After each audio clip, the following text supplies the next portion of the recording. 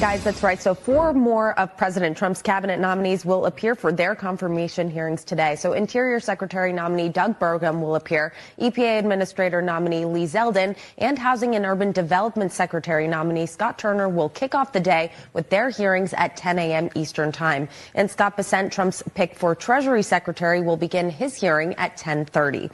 Meanwhile, Pam Bondi isn't out of the woods quite yet. On day 2 of her hearing, we will hear from witnesses both for and against her nomination as Attorney General. Are you aware of any factual basis to investigate Liz Cheney? Yes or no? Senator, that's a hypothetical, and I'm not going to answer that question. No, it's not hypothetical. We're also worried about Liz Cheney, Senator. The president has called for this. You know what we should be worried about? Ms. Bondi, please answer my questions. The crime rate in California right now you are is aware, through the roof. Ms. Bondi, your robberies are 87% higher than the national average. Your job will be, I'm speaking, your job will be to protect voters. I hope you answer, Ms. Bondi. Well, I'd like to answer the previous one, Senator. When we met yesterday, you pointed your finger at me and said you were speaking. You did not seem to be familiar let me answer my question. I'm not going to be bullied by you, Senator Padilla. If President-elect Trump asks, suggests, or hints that you as Attorney General should investigate one of his perceived political enemies, would you do so? Senator Hirono, I wish you had met with me. Had you met with me, we could have discussed many things and gotten to know you. I am listening to you now. Could you respond to the question? Yeah, you were the only one who refused to meet with me, Senator. Todd Carley, the Senate will confirm at least a few of Trump's nominees within hours of his inauguration on Monday, but some could take several days, weeks, or even months to be confirmed.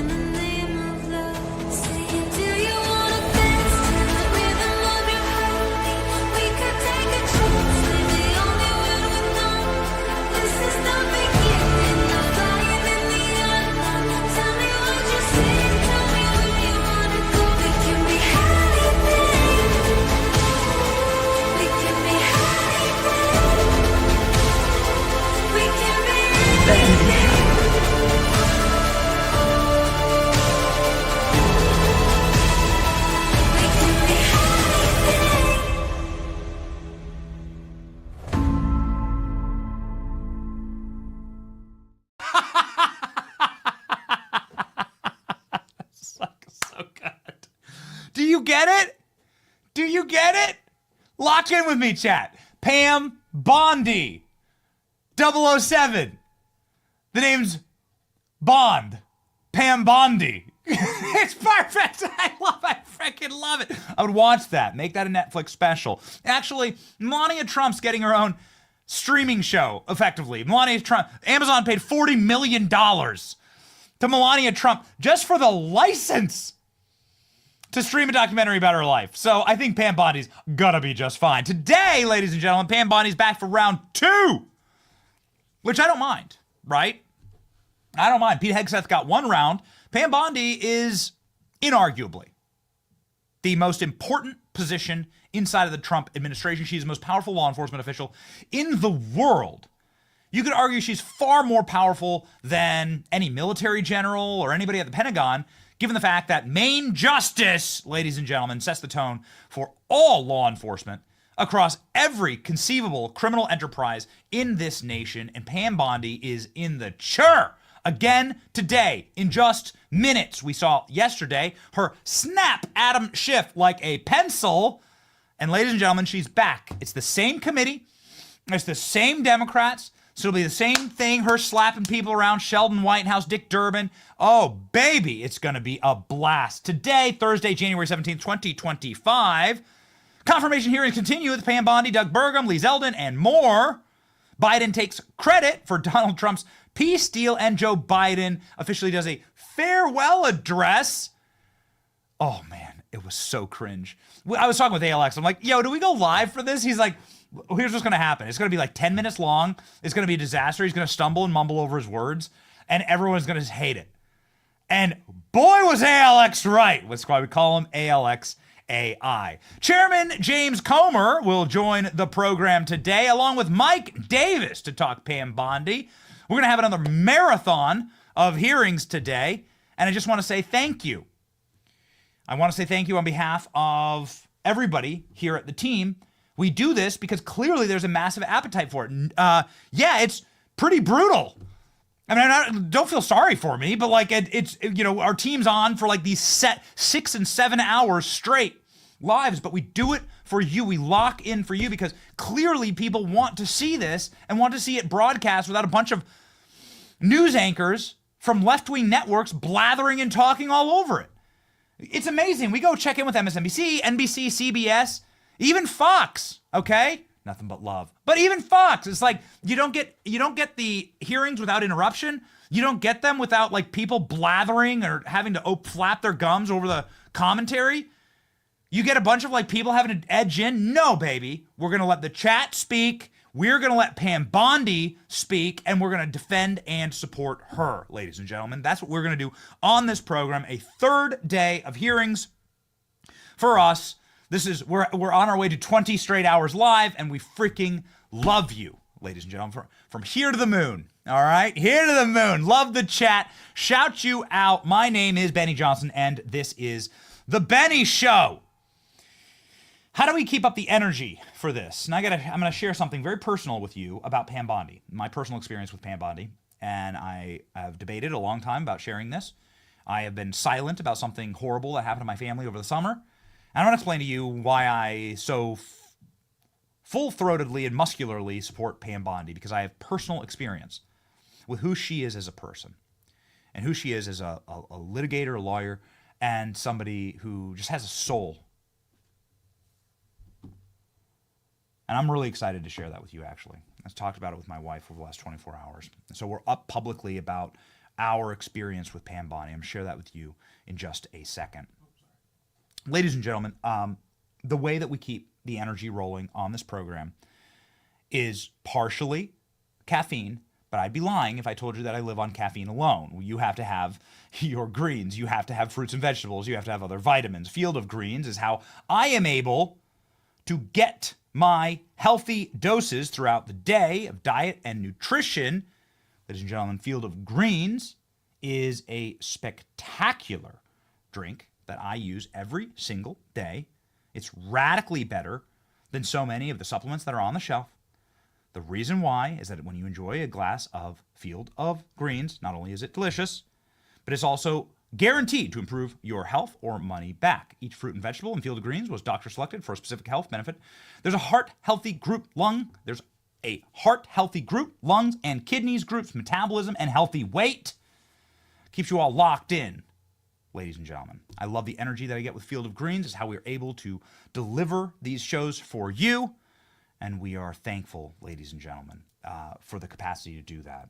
I got you 20% off your first order, so get started. Use the code BENNY at fieldofgreens.com. That's code BENNY, B-E-N-N-Y, at fieldofgreens.com. Okay, ladies and gentlemen. Before we get started with Pam Bondi and the new hearing, I want to go over very quickly some news. But I want to share with you something that we went up with earlier today before the show about my personal experience with Pam Bondi. I want to set the table here. Pam Bondi is not my lawyer. I've never hired Pam Bondi. I've never paid Pam Bondi anything. I have told you before that she is a neighbor of us here in Tampa, meaning she lives in Tampa. She's lived in Tampa, I think, her entire life. She loves Florida. She's been the attorney general here in the state, and was the prosecutor here in Hillsborough County. And so she has a lot of, of gravitas and sway here. But to call me her best friend, or to say that she would ever help me or do any outreach to me because of our like extremely close bond and partnership, that's not it. I mean, I freaking love her. But ladies and gentlemen, I want to share something with you that came as a horrible shock to our family, a father's worst nightmare. Last summer, my family was swatted. Now, we didn't make a big deal out of it because, quite frankly, you get copycats and things like that happening, and you really don't want to... sometimes it's important to, like, just lock it down, to not go out for any type of victim points or anything, and to, quite frankly, not encourage copycats. But my family got swatted, and armed officers stormed into my home, and it's a father's worst nightmare because I wasn't there. I mean, if that's going to happen, to your pregnant wife and 3 children, you better damn well be home as a man and be able to defend them and to de-escalate the situation. The way that a swatting works is a criminal, most likely, I would assume, a leftist who didn't like what we were doing online, doesn't like our show, called in and made a false police report about an emergency at my house in order to send in armed officers and hopefully, from their perspective, something bad happens, some escalation occurs, and people get hurt. It's the most evil thing you can do to people.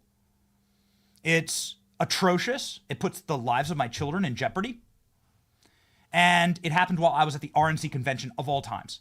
Now, this was strategic on the criminal's part, most likely the criminal leftist who just doesn't like what we do here, to call this in while I'm on live multiple times a day with the Trump kids, right? With Kash Patel, with other people. You can see that I'm clearly, not home. So they did this strategically to cause the most damage and the most harm, and my wife called me just terrified and shaking. It's the worst possible thing that can possibly. It's very bad as a father to have this happen. My first instinct was to call Pam. And I only lay the groundwork here to tell you, again, she wasn't on retainer, not paying her. And we'd only been professionally friendly with each other. Tampa's a pretty small place. You see her in and out of certain restaurants and things like that. You say hi and things. Okay. But I didn't go to law school with her, I didn't serve in the administration with her. And so she had no earthly right to reach out to help me. And also she was staffing Trump. She's obviously very close to Trump, and she was staffing Trump for the RNC convention. So she was quite busy at the time. Pam Bondi picked up on the first ring when this happened to my family. She immediately got the chief of police on the phone, got state prosecutors on the phone, got authorities inside of law enforcement from local to state all the way up on the phone with me. Protective police cruisers were sent to my block. We were able to get private security through a friend of mine, but before then, we had protection. Pam Bondi then made sure that a criminal case was opened so that this could never happen again. And she told me on the phone, you are a father and a mother, and your children should be safe in this state. If you, a law-abiding family, is not safe in the state, we failed. This should never happen again. We will protect fathers and mothers and children. And she did all of that for me, in spite of having to be on board with Trump during Trump's RNC speech, which is, of course, possibly the most important speech of Trump's life at that point. She was helping him write the speech. She did all of this. She paused all of that to help out a father and a mother who she just happened to share a city with. And so that is the kind of person that Pam Bondi is. With Pam Bondi at Main Justice, she will be bringing that energy to ensure that children are protected, that mothers and fathers can sleep at night, and that criminals are scared. Not the families that are scared, it's the criminals who are scared and prosecuted and locked up and punished. Too often in these last 4 years, with such extreme regularity, it's actually the parents who are horrified of woke agendas coming after their children, even defending their children, defending their families, praying at their churches. Justice has been weaponized against the families, manipulated to attack the children and to protect the criminals.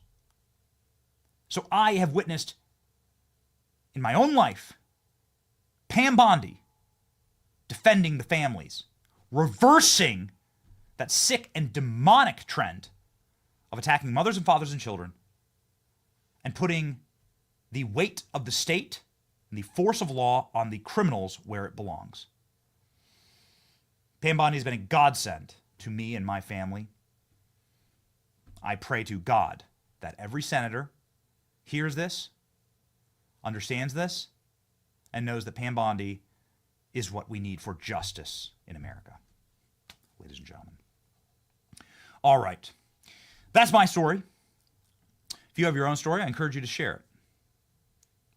But if you wonder why I'm going to go hard in the paint for my girl Pam, that's going to be it.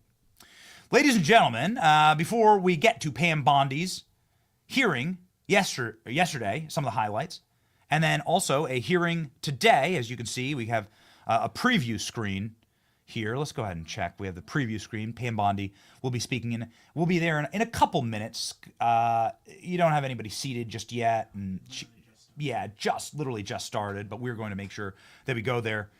What's going to be a hearing that's going to be far more entertaining than Joe Biden's farewell address last night. Oh man, I just want to get to this. This is the single saddest mogging in American history, because Joe Biden did a full farewell address. Oh, did they use my tweet in this? Because we were the first one that found this out. Joe Biden uses pillow to give his farewell address. So I was the first one who saw this photo from the New York Times. Like, hey, Biden's sitting on a pillow with a box of Kleenex under his desk. What a freaking weirdo. Good. I'm glad. I don't care. I don't care. I'm glad that the narrative is getting out there. Joe Biden decided to. Here's the post on X. Joe Biden decided. There he is. There's Joe Biden's butt on a pillow at the Resolute desk. I voted for a president that doesn't need to sit on a pillow under a desk. Has a Kleenex box. That's because he's gonna cry? Is it because he's so decrepit and old? Why does he need a Kleenex box there? Chat, let me know. Ladies and gentlemen, Joe Biden gave a mewling, embarrassing, just a 10-minute groveling speech where he barely thanked Kamala. He didn't even mention his wife. And all he did was scream and rage about, you're not going to believe this. He spent his last speech screaming and raging about Elon Musk and censorship on social media. You don't know why we're so against censors and deplatformers on the left and the right, is because these are the kind of people who cannot and do not understand what it's like to live in a free society. When you are in a free society, you have the opportunity to talk with people. If you're a Christian, it is important to be able to do outreach to people who don't agree with you. This is how Christ lived his life. You must be able to have free thought, free opinion, and the precursor to free speech is actually free thought. You must be able to think freely. People are adults. I trust you. I trust you that you are an adult and you have the capacity to think. Your brain works, unlike Joe Biden, whose brain doesn't work. But this is why we're so viciously against censorship on this program, deplatforming. It's why the left uses these tools, because they wouldn't be able to win in the arena of ideas. Listen to Joe Biden grovel last night, bitch and moan about how much more he wants censorship now as he's on the outs and as the era of censorship and deplatforming is dead. It's 2025. Learn what year it is. Here, the saddest possible end to Joe Biden. We'll get to the mogging in just a second. Disinformation, enabling the abuse of power.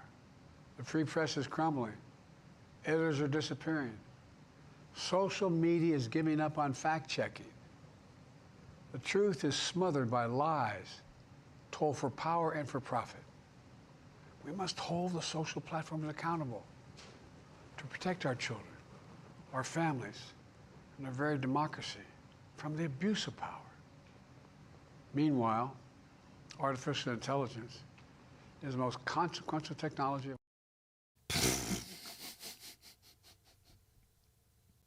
When I asked Joe Biden sitting there using his last moments to mule about social media, I asked him, Joe Biden, have you ever sent a tweet? Here's a good close-up in the article of the actual pillow that he's sitting on. Incredible. We have a president that's so weak, he has to use a pillow to sit on. Can you scroll down to the, he's going to sit there and talk about fact-checking. And then you have Hunter Biden, literally right there. One more, Killer Klein. There you go. You have Hunter Biden sitting right there. Joe Biden has lied multiple times about Hunter Biden and his business deal. There are so many demonstrable, empirical lies that Joe Biden has told. I don't know about Hunter Biden's business. I was never in business with my son. The laptops, Russian disinformation, 51 Intel experts. So many lies. So proud of my son. He's the smartest guy I've ever known. So many lies. And Joe Biden's going to sit there and talk about fact-checking? the most venal liar that has probably ever occupied the White House, his own degenerate son that he had to pardon, who's being federally prosecuted by his own DOJ, he had to pardon, he's going to sit there and he's going to gripe and moan and mule about fact-checking? Look at Kamala's expression. Look at that. Oh my gosh. He didn't even mention Kamala. He was like, thanks, Kamala. That's all he said. Look at Kamala. Oh man. Forced to be there. And the freaking ice queen, Jill Biden, who's now come out against Nancy Pelosi. Jill Biden is now ragging on Nancy Pelosi to the Washington Post. So it's all coming to pieces. It's all coming to pieces. And no one was down with this. It's completely farcical. The entire speech. We were going to go live for it. ALX was exactly right in his instinct. It's like, you're going to waste everyone's time. It's going to be a joke of a speech. It's true. So, ladies and gentlemen, Joe Biden mogged by Donald Trump's portrait. So this is amazing. This is completely amazing. This was released last night. This is Donald Trump's official inauguration portrait. I want to get this right. This is not his presidential portrait. He takes an inauguration portrait. But this inauguration portrait was just freaking a thing of beauty. Trump steel. You know, blue steel, right? Zoolanders, Trump steel. Look at that. Trump first term versus Trump second term. See the difference? Look what you've done to the man. Trump actually said, I'm going to go with the mugshot aesthetic for the portrait. Look at this. Trump literally did the mugshot move. He said, no, why not? Why not? This is what got me. This is what won me all 7 swing states and 77 million votes. And so I'm going to go with the hard AF mugshot aesthetic. 2017. Look at what they've done to the man. You've created your own monster, libs. You realize what you've done here. You've created the monster. 2017, 2023, 2025.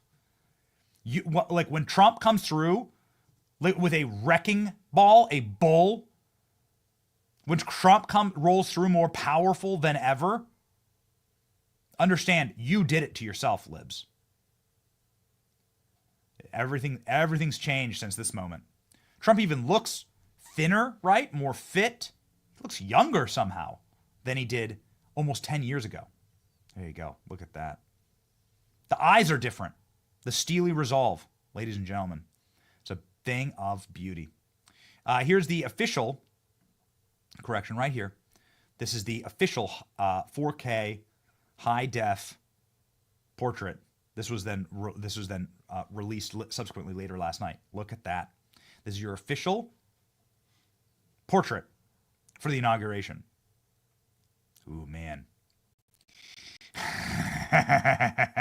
Beware. I'm having a lot of conversations about what's going to happen next, ladies and gentlemen. It's going to be biblical. As Donald Trump posts this presidential portrait, it's all anyone can talk about. Nobody talked about Joe Biden's farewell address, with the exception of this. Okay, all right, hold on. With the exception of this, really quickly, I had to be told Joe Biden's tragic presidency, ladies and gentlemen.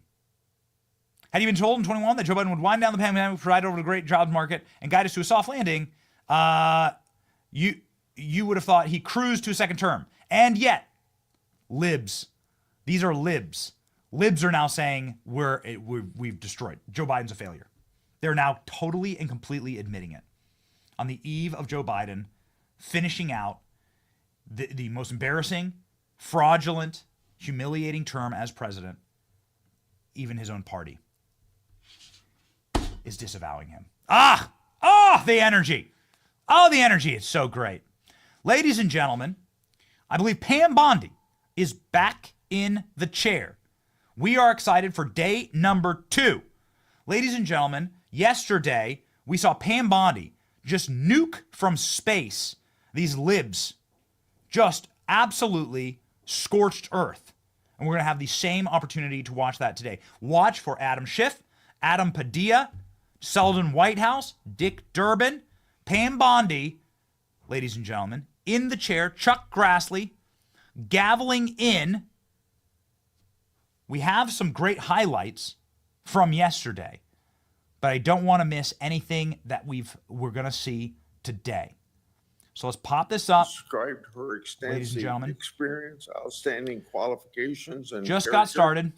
Yesterday's Grassley, testimony showed that Miss Bondi Chairman is of the certainly Judiciary, experienced and capable to serve as our nation's chief law enforcement officer at this very critical time. She is very well qualified for the position, serving 18 years as prosecutor and 8 years as Attorney General for the state of Florida. Florida, the third most populous state in our nation. She will enact desperately needed changes at a department that has been politicized and weaponized for partisan ends. With almost 30 years of experience behind her, she will restore both morale and law and order to the department badly needed, in need of strong leadership. Her commitment to the rule of law emerged as a central theme of our discussions yesterday. And as I made clear in my opening statement yesterday, that is what I believe the department in this country desperately needs. Today, the purpose is to hear from an outside panel of witnesses, and we're grateful that all of you are here this morning to express your views on this nominee. I will go ahead and introduce the 3 majority witnesses before I turn over to Ranking Member Durbin. First is Dave Ehrenberg. Until just a few days ago, Mr. Ehrenberg was the elected Democrat state attorney for Florida's 15th Judicial District. He served in that role for 3 terms since he was elected in 2012. Mr. Ehrenberg also previously served in the Florida State Senate and as a White House fellow in both Clinton and Bush administrations at the Treasury Department. He has known Miss Bondi since 2010 when he ran to be the Attorney General of Florida, a position Miss Bondi obviously won. Notwithstanding their political differences, Ms. Bondi appointed Mr. Ehrenberg to be her drug czar to combat the opioid epidemic. And through that work, he came to know Ms. Bondi very well. Second, we have Mr. Nicholas Cox, who is Florida's longest serving statewide prosecutor. He has served in that role since 2011. In his capacity as statewide prosecutor, Mr. Cox focuses on cases involving human trafficking, drug abuse, fraud, organized crime, gang violence, cyber crimes, and crimes against seniors. Mr. Cox also previously served a member of the faculty of Stetson University College of Law, where he taught trial advocacy, consumer law, counseling and negotiations, and criminal procedure.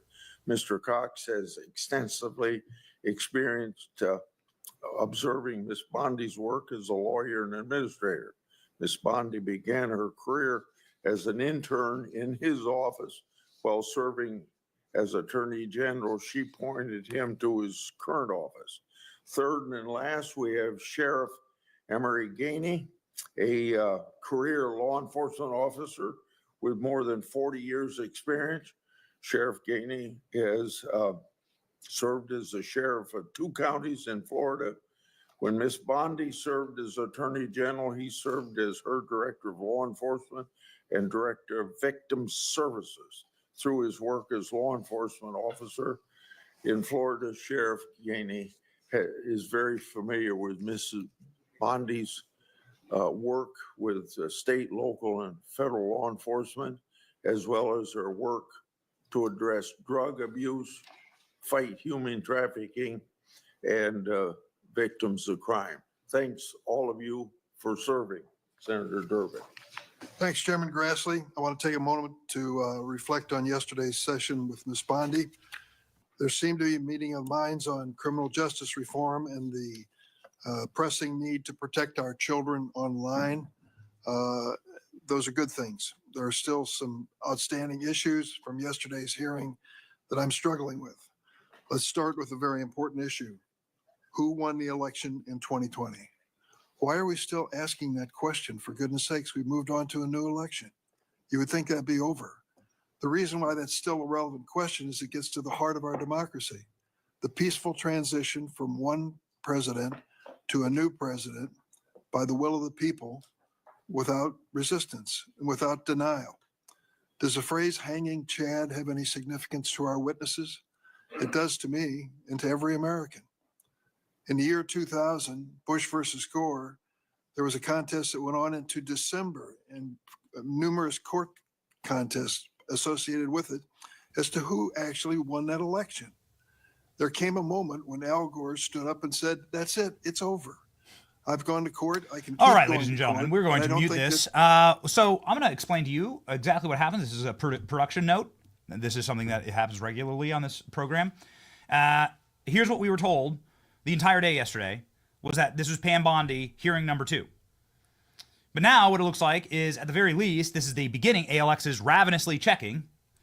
ALX, I mean, obviously, you know, Pam Bondi appears in Senate for confirmation hearing for Attorney General. This is what the committee says. So it seems like it might have been a bait and switch. I'm not sure what they do. And then this is actually regular course for the Senate and for confirmation hearings is you bring in character witnesses, right? One side gets 3 witnesses, the other side gets 3 witnesses. This is something that regularly happens. And for the DOJ, this is an important, obviously, position that's going to be critiqued from this perspective. They're going to have high levels of critique. And yeah, okay, so ALX keeps sending me, like, how this was marketed was Pam Bondi takes more questions inside of the Senate. So we just believed the committee and believed the AP and PBS and just went with it. That's okay. We just roll through. But I'm not sure that I'm going to broadcast live. I mean, this show is a show that we do together, right? Like, I'm not sure I'm going to broadcast live a bunch of character witnesses, which I think are important, right? But I don't think is something that's going to be anything more than anything more than what we already know. Uh-oh. There you go. Okay. Well, ladies and gentlemen, our production notes have just been updated, and here we have it. A somewhat rare but not totally non-existent swing and incorrect assessment of what was going on inside of this hearing room today. So it is what it is, ladies and gentlemen. We saw what we saw yesterday for 6 straight hours. We saw Pam Bondi absolutely dispatch Adam Schiff again and again and again and again inside of this hearing room, and she did so with multiple other Democrats. And we wanted to play you these highlights anyway, so now I'm extremely excited that I get a chance to actually go through and play these for you. Ladies and gentlemen, Adam Schiff was probably the most newsworthy question and answer of the moment yesterday during Pam Bondi's hearing. The reason why was because, well, Adam Schiff is disgraced. He's somebody who's censured. He's somebody who's lied on multiple occasions to the American public and to Congress. And he's never been called out for that. He obviously had a along-the-line censure vote in the House that they all like screamed and yelled about on the House floor, but he's never been called out to his face. Pam Bondi brought it yesterday. Here we go. Has called for it publicly. You are aware of that, aren't you? No one has asked me to investigate. But the president Liz. has We're called, also worried about Liz Cheney, the Senator. president has You know called what we for should this. be worried about? Ms. Bondi, the please crime rate answer in my California questions. right now You is are through aware, the roof. Ms. Bondi, Your robberies are 87% higher than the national my question average. is this. That's what I My want to question be is focused this. on, Senator. Do you have the if I'm power to confirmed say as no to the Attorney president? General. And what you're suggesting today by your non-answer is you don't have the independence to say no to the president. So let me ask you a different question. It also requires you, if you're going to be a good attorney general, to be able to tell hard truths to the president. So my questions now are, can you tell hard truths to the president? So let me start with an easy truth that you could speak to the president.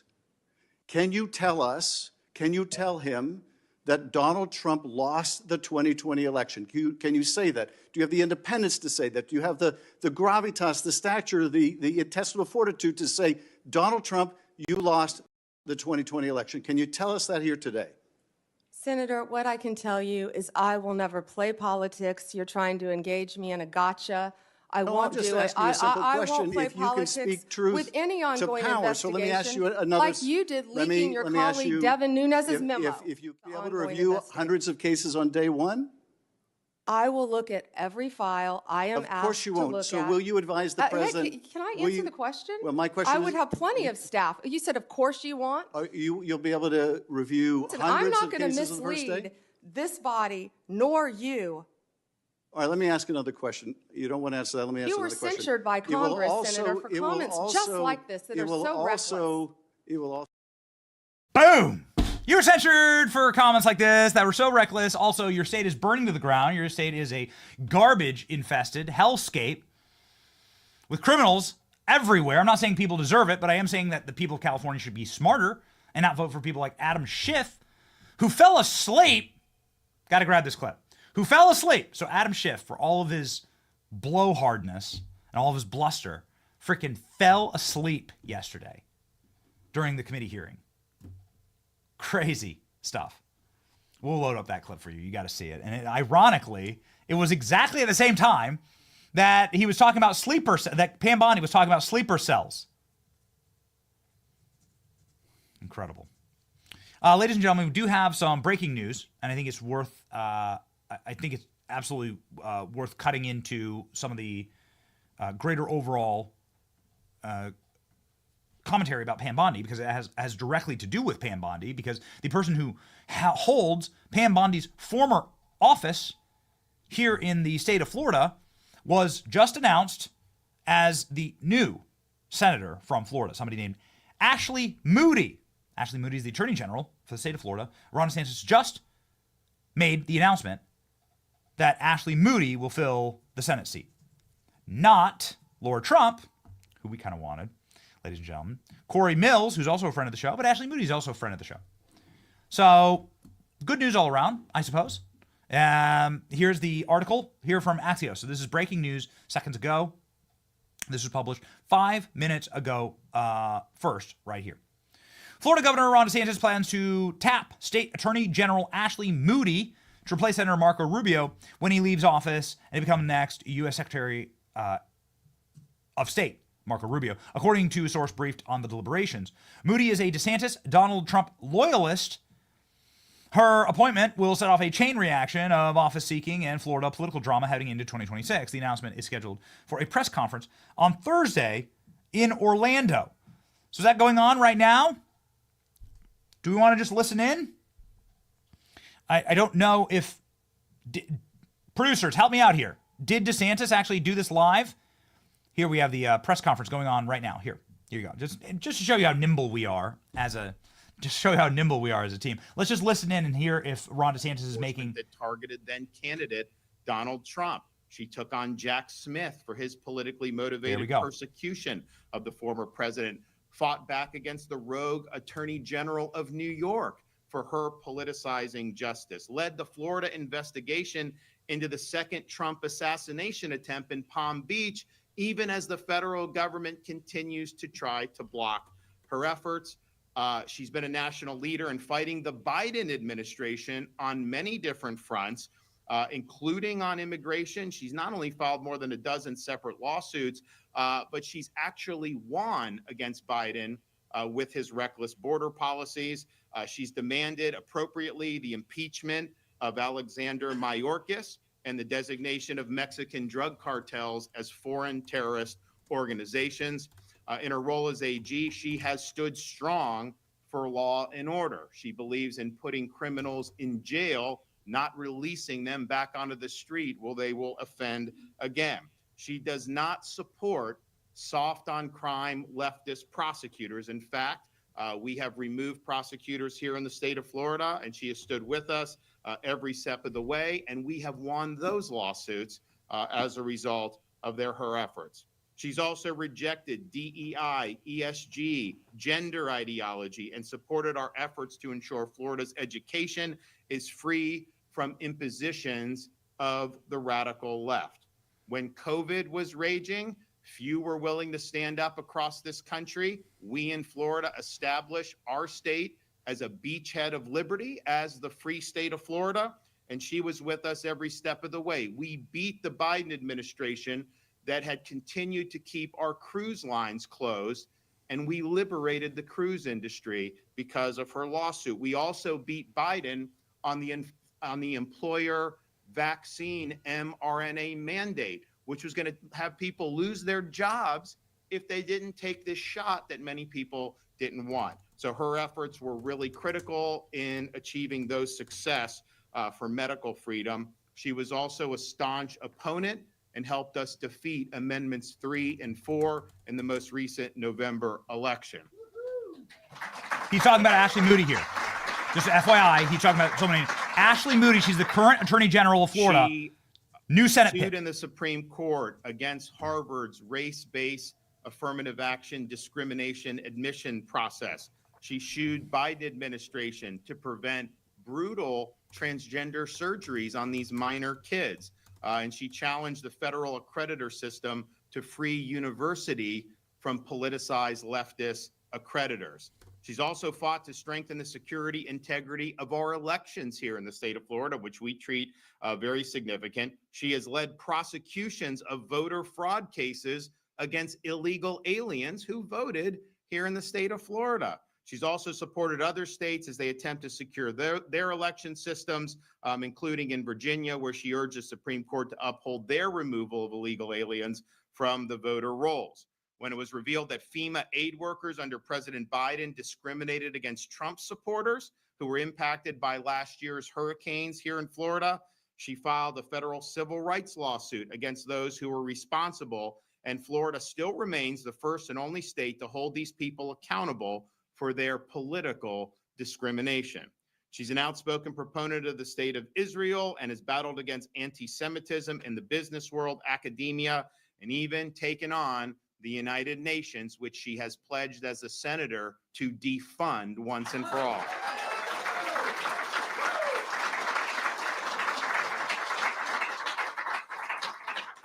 She has fought against overreaching federal agencies like the ATF, the EPA, and the FDA to protect the rights of law-abiding Americans and to prevent bureaucratic entities from encroaching on our God-given freedoms. And then when it comes to our nation's foremost adversary, China, Ashley has been integral in our state's effort to defend Florida against Chinese influence. She defended our laws preventing China from purchasing land in the state of Florida. She worked with the Florida Pension Fund to divest state holdings from China and Chinese companies, and she opposed China's ability to spy on Americans through the use of social media apps. So in every major battle we have had since I have been governor, she has been with us every step of the way. It's not just talk, it's results. And these results are very, very important. And she understands the gravity of the moment. We may not have an opportunity like this in the near future. This is a once in a decade, maybe even once in a generation opportunity in this current Congress is ultimately going to determine whether we do usher in that revival of the American experiment, or is it just going to be status quo, passing the buck, and nothing ever changes. So I'm pleased to be able to introduce to you for her first words as the senator appointee from the state of Florida, our Attorney General and your next United States Senator, Ashley Moody. Here we go, ladies and gentlemen. This is live right now. Of course, this is live right now. We've pivoted here. Thank you so much for very big. Us. She used to have, Pam Bondi used to have this seat as the Attorney General in Florida. In true governor fashion, he gave me a mere couple of hours to figure out what I was going to say to you. Okay, here we go. But that is because he is deliberate and takes nothing lightly and understands the importance of this role. Governor, I want you to know I will not let you down. I will not let the citizens of Florida down, and I will not let my country down. It was just 6 years ago that I met this very eager, passionate guy who wanted to be the governor of Florida and said, if we go in there and we implement conservative policy, if we scale back, make sure we return this to a limited government, we will prosper. And look at what Florida has done since. We lead the nation in net in migration, new business formation, and law and order. I can go on, and it has been at the leadership and direction with this guy right here. And I am proud not to just say I have fought alongside you for 6 years, but I'm proud to call you a friend. And I am very honored with this nomination. Thank you so much. I will bring the same persistence and passion and tenacity as a United States Senator that I have brought as Florida's Attorney General. If you have worked with me and fought with me over the last 6 years, you know I don't think of this as a job. I think of it as a calling. Every day I go to work, every decision that I make, every person I hire, I do so with the understanding that the people of Florida gave me this opportunity, and I want to deliver on what I assured them. And that was we were going to protect their rights. We were going to protect the autonomy of this state. We were going to protect our communities. And I believe that we have done that. And I think we have to take that same direction to the United States Senate. This guy used to be in Congress, and he says to me and has said to me, I don't know why anybody would want that job. I said to him, I kind of agree with you, Governor. I don't know if you can tell, but I'm pretty energetic. I like to get things done, focus on problems, solve the problems, deliver those to the people that hired you, your bosses, the citizens. And there's a lot of deadlock in Washington. And then I thought more about that. And I thought if every person with the same energy, the same love, the respect for our founding principles, the ideals on which this country was built on, if every person like that with that personality said, I don't think I'd like serving in Congress, then we'd never change that culture. And so you're probably right. I probably won't like it. But I'm ready to show up and fight for this nation and fight for President Trump to deliver the American First agenda on day one. This is Rubio's replacement for the Senate, the current Attorney General of the state of Florida.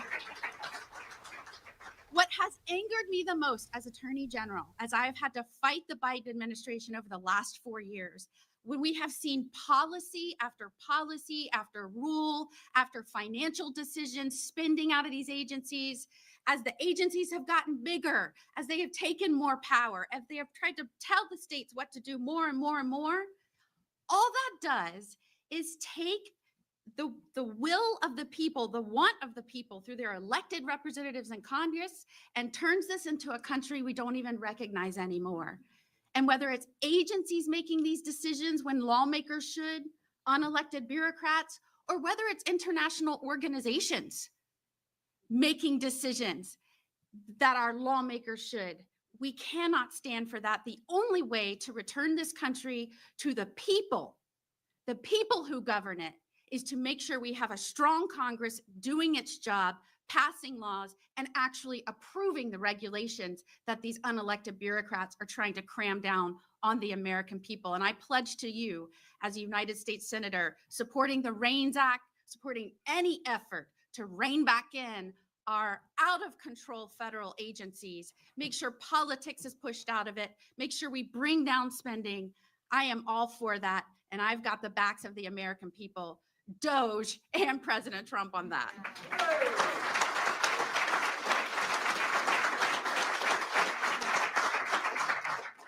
I am driven by many things in life. I will bring the influence of many things in my life, my experiences certainly, but I am driven by my faith in God, first and foremost. I am driven by the fact that I am a mother and I still have a kid in school. And whether it was protecting children from social media, from the dangers of fentanyl, the poison that's being pushed into our nation as the result of a wide open border, whether it's protecting our soldiers, the oldest boy in our family is a soldier.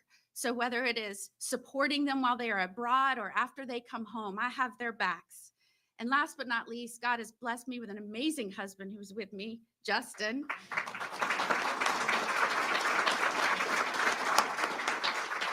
When I told him I wanted to leave the bench, now mind you, I may be the first senator, Governor. I don't know if this went into your plan. He was most excited I'm a trained accountant, so I can shrink the bloat of the federal government. But I also served over a decade in the judiciary. I have now served in the executive branch. I may be the only United States senator that is now in my third branch of government and bringing all of that with me to the role. But I have an amazing husband who has watched and been there with me while I railed on what was happening to this country as millions poured illegally into our country, watching the devastation and crime and overdose rates in our country. He has stood by me, never doubted when I said I wanted to resign from being a judge and travel around the state and be unemployed and get people to hire me to be their lawyer. He said, I've got your back, partly because he's my husband, partly because he's a law enforcement officer and he knew he needed someone as the top cop that had their backs. So to my husband, law enforcement officer, and my new family of law enforcement that has been with me over the last 6 years, you better believe as a United States Senator, I will work for you, those that stand on that thin line between chaos and order, between safety and crime. I have got your back. I've got your six. And we will all work to protect the American people and make all of our cities and states stronger and safer together. And so I have one message right now to President Trump and to my new colleagues on the United States Senate. America first. Let's get it done. Thanks so much. All right.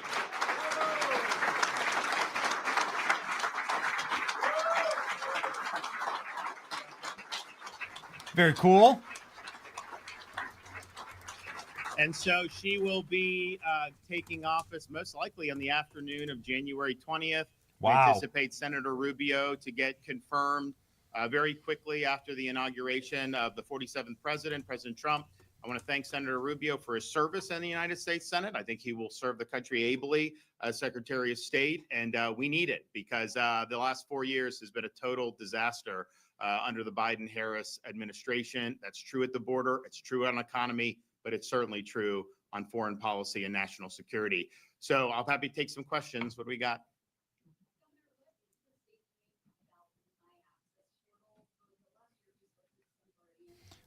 Ladies and gentlemen, this is live. I'll answer questions on this first, and then if you want to do, does anyone have any questions on the Senate stuff or anything? Yes. This is live. We have Mike Davis who will be joining us.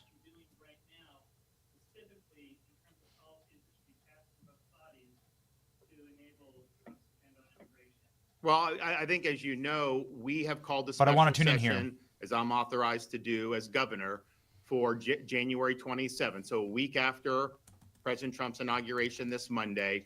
And the focus of that is enacting policies so that the state of Florida, every city, every county, and the state are working with the federal government to enforce federal immigration laws. As I mentioned in my comments, you have these gangs that are in the country, and basically Biden, unless they commit a serious crime, just lets them run wild.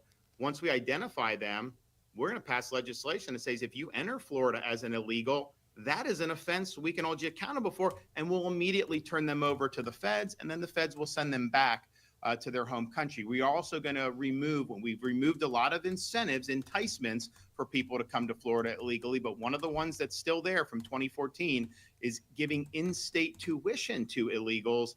That is wrong. We got to put Floridians first, make sure they're getting the tuition discounts. And so when you do that, we will have no enticements in Florida. You're not allowed to give an illegal alien an ID card, a driver's license, a county ID card, a private ID. We don't allow that because we understand how that can be used for fake employment, for voting, all these things. So we've taken a very strong stand on that, but we are going to require state and locals to come. Now, I think President Trump's going to have a bunch of executive orders that are going to overturn Biden's executive orders on the border and immigration. So that's going to be very, very welcome.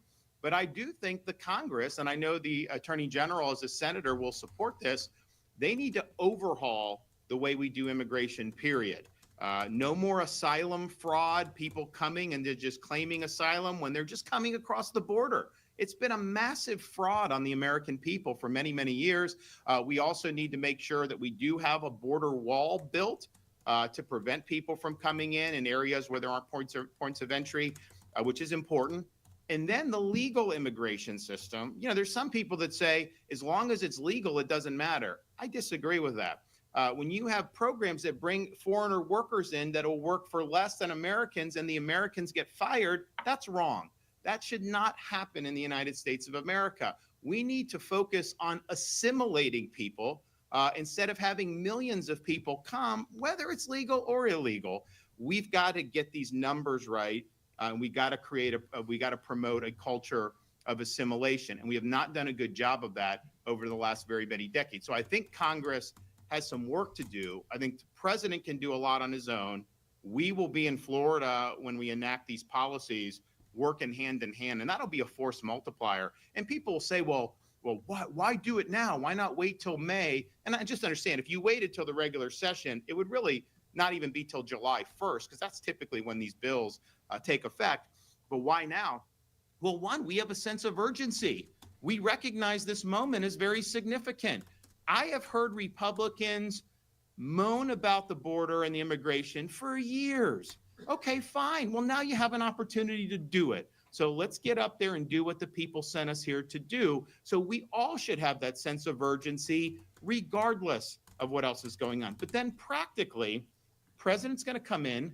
He doesn't have a lot of resources at his disposal with what Biden's leaving him.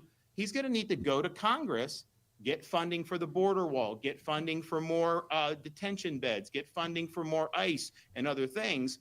And that's just going to take time. Even if Congress moves very quickly, that's going to take months to be able to get that done. And then when the money actually gets put in, it's going to be very difficult. So Florida, if we're there a week after president takes office and we're saying we're in this fight, we're saying local governments have responsibility to work with federal to enforce immigration law. We're providing funding so that they're able to continue to do their normal tasks. Because sometimes people say, oh, well, law enforcement, they don't want to focus on immigration. They just want to focus on this. They have limited resources. Okay, fine, we'll give you more resources. But just understand, if you successfully enforce immigration laws, you will have less crime. It just go look. I mean, I was talking to Grady Judd, like Polk County. You know, you'll have these people on a weekend, a lineup, and a lot of them are legally in this country to begin with. So it will save taxpayers money ultimately to make illegal immigration illegal again. And that's what we have to do. And I know, and here's the thing, I care about your record. Ashley Moody, as Attorney General, never had any blemish on immigration. It was always strong. She's never been a squish on any of these issues. And it's important. I mean, that's the part of the problem. She'll go up there and she'll be part of the enforcement caucus, not the amnesty caucus. And that's what we need. Make illegal immigration illegal again. That's a great line. So the question on facility, so I don't think the locals will. I think we in the state will probably be willing to help with that regard. We're going to coordinate with the people, either both in the White House and who's overseeing immigration, to see what would make sense. So it's possible the state does it. I don't anticipate you're going to see the locals necessarily doing that. It may be temporary and then immediate transfer to the feds or to the state, but I don't foresee necessarily the locals necessarily doing. Now, some of them may want to do it, and we'll have funding. They can, but I think the main thing is forcing the law, working with ICE to remove swiftly people who are here illegally. And I can tell you, we have, the hurricanes. You know, we have Hurricane Helene, massive storm surge across the Tampa Bay, coastal Tampa Bay, Pinellas County, some of these others. And after that, we said, you loot, we shoot. We're not going to sit there and let you do this, but some people would still do it. So they Pinellas County arrests 45 people for looting after Hurricane Helene. 41 of them were illegally in this country. And I'm just thinking to myself, what the heck is going on here? So those days are over. We are going to work together and we're going to be able to get this job done. And if we don't do it now, it's just never going to get done. I mean, let's just be honest. This is our opportunity to make it happen. Yep. You got to respond with Spectrum News, Orlando and Tampa. Are you at liberty to say when you actually told now Senator Moody that she was getting? Yesterday evening. So we were doing a press conference in Polk County yesterday about the immigration plans. And I said, are you flying back to Tallahassee? I said, I got a Ocala that I'm driving up. When are you going to get in town? She's like, well, sometime in the late afternoon. I was like, all right, well, give me a call. Come on over. And I was like, hopefully you can clear your calendar tomorrow morning because it's go time. So we're going to do it. And, part of it was, we had a lot of great candidates. I mentioned publicly, even though I think highly of people like Corey Mills, and I love Kat Kamak. She is unbelievable. But the issue is we have currently, in 4 days, we'll have 217 Republicans to 215 Democrats in the House. So if I take Kat and put her in the Senate, who knows what could happen, right? I mean, you could have deaths, you could have resignation. And so I just didn't want to be a part of potentially turning that over for there. And so even though I was impressed, I just couldn't do it. And I didn't want to jeopardize the president's agenda by doing that. And I know neither of them necessarily were happy with that, but that's just the reality. And then we had some other great people that we talk with. I mean, our Secretary of State, Cord Byrd, is very, very strong on election integrity. When he was in the legislature, he opposed weak immigration policies, incursions on Second Amendment when Republicans were pushing it. And that's the type of courage, that I want to see when we're talking about dealing with some of those folks. We had Senator Collins from Tampa. The guy has given limbs for this country and he's a warrior. And he's only been in the state Senate for 2 years and he's already amassed huge achievements.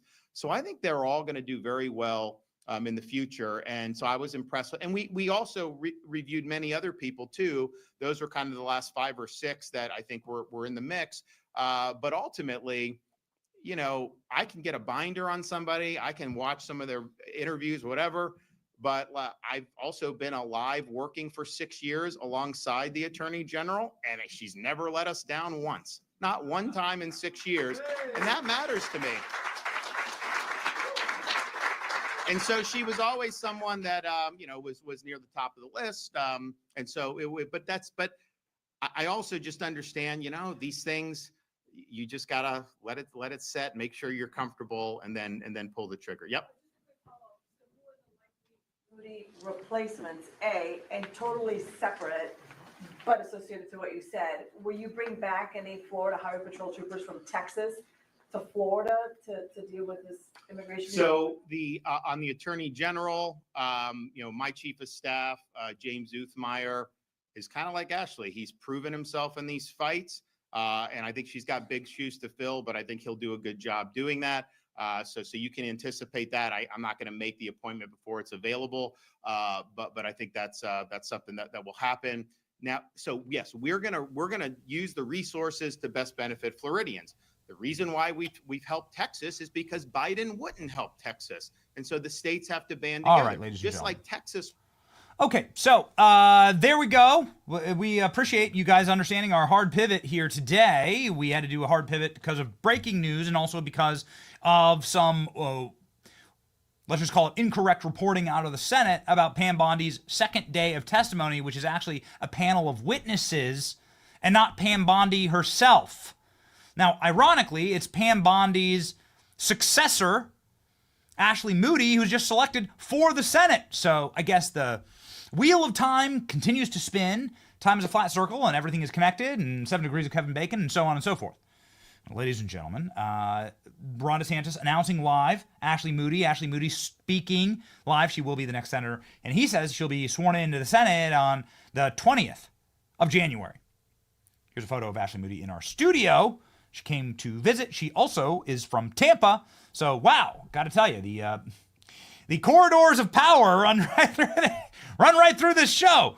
It's exciting. We know Ashley. We've worked with Ashley on pro-parenthood legislation. We've worked with Ashley on law and order in this state, making this state more livable for parents, families, children, mothers, fathers, and enforcing laws in this state. We've partnered with her in her office, and so it is very, I give it a resounding yes. You know me. Laura Trump was on this program, announcing actually on this program that she wanted to be the next senator from Florida. So we were pretty full-throated behind that. Laura Trump then said, "I'm not going to do that." And so we say we respect that decision. Laura Trump's decision process, slightly influenced by this show and the love that she receives on this program. And so we just want to say, obviously, we wish Ashley Moody all the best.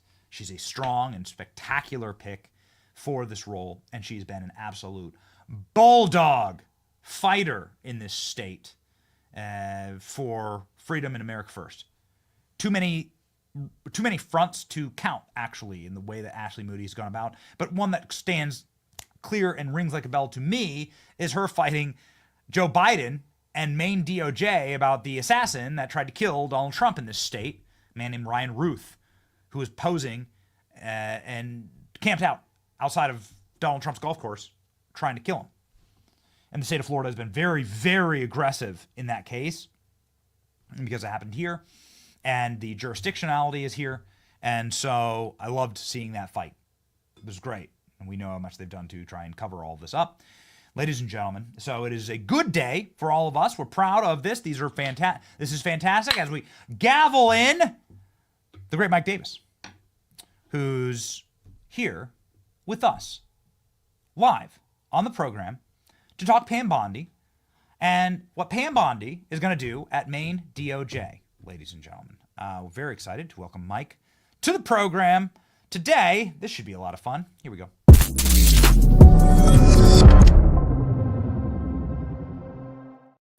Oh, Mike, looks like you got your inauguration haircut. Looking sharp, brother. They went a little bit too short, but that's okay. Yeah.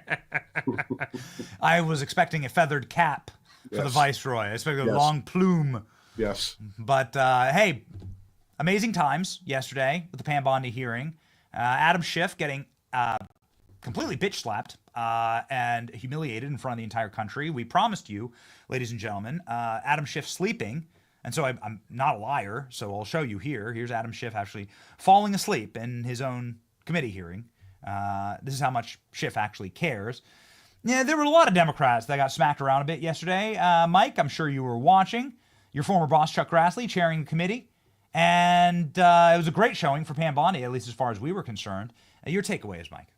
Pam Bondi demonstrated that she is a strong, decisive leader. She's unquestionably qualified to serve as President Trump's attorney general, and she's going to go in there and bring much needed reforms to the Justice Department. So the Justice Department is no longer politicized and weaponized to go after parents and Christians and other Biden Democrat political enemies. They're going to start focusing again on real crimes in the Trump 47 Justice Department under Pam Bondi and Todd Blanche and John Sauer and Kash Patel and Harmeet Dillon and Gail Slater. President Trump's bringing in an all-star team.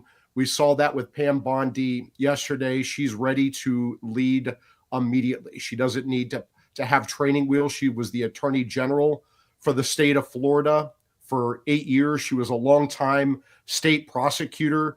Before that, she's handled dozens of jury trials, hundreds of cases. She is the perfect choice by President Trump to serve as the attorney general. Mike, it was almost as though you were helping coach her when we watched her responses to Adam Schiff. We played them earlier in the program when she said, "You've been censured and your state's a dumpster fire.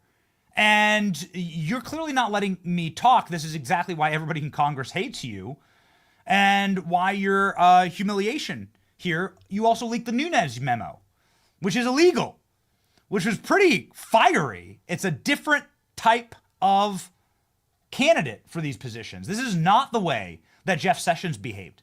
This is not the way that Trump cabinet appointees behaved in 2016, when so many of them were coddled and cowered by the Democrats and by the corporate media. They had so much power to scare them. They were like kind of shaking like a leaf. Man, there's a different energy, Mike. Yeah, I think President Trump learned his lesson from his first term, and that lesson is you need to pick political appointees who are both competent and loyal, and their job is to carry out the president's policy agenda. And the president ran on this lawfare and election interference. The American people heard all of these allegations and all this so-called evidence from all these Biden Democrat operatives in Main Justice, in state AG's offices and local DA's offices, and the American people rendered our verdict on November 5th. And this lawfare is going to end. This weaponization of intel agencies and law enforcement is going to end under President Trump and Pam Bondi and Kash Patel. And they are going to bring much needed accountability to the Justice Department, including the FBI, especially the FBI, so this never happens again. Very interesting, Mike, that it was Pam Bondi there in the chair yesterday and not Kash Patel, because about 40% of the questions were about Kash Patel. And that is a bit of a tell, right? It's like showing us your hand of who you're truly horrified of. And I would like to sort of give you the floor and walk us through why. Why the obsession with Kash Patel? You heard them talk about Kash Patel in Pete Hegseth's hearing, in the Department of Energy hearing, in Pam Bondi's hearing. Dude, is Kash Patel in the room with us right now? Show us on the doll where Kash Patel hurt you. What's going on here, Mike?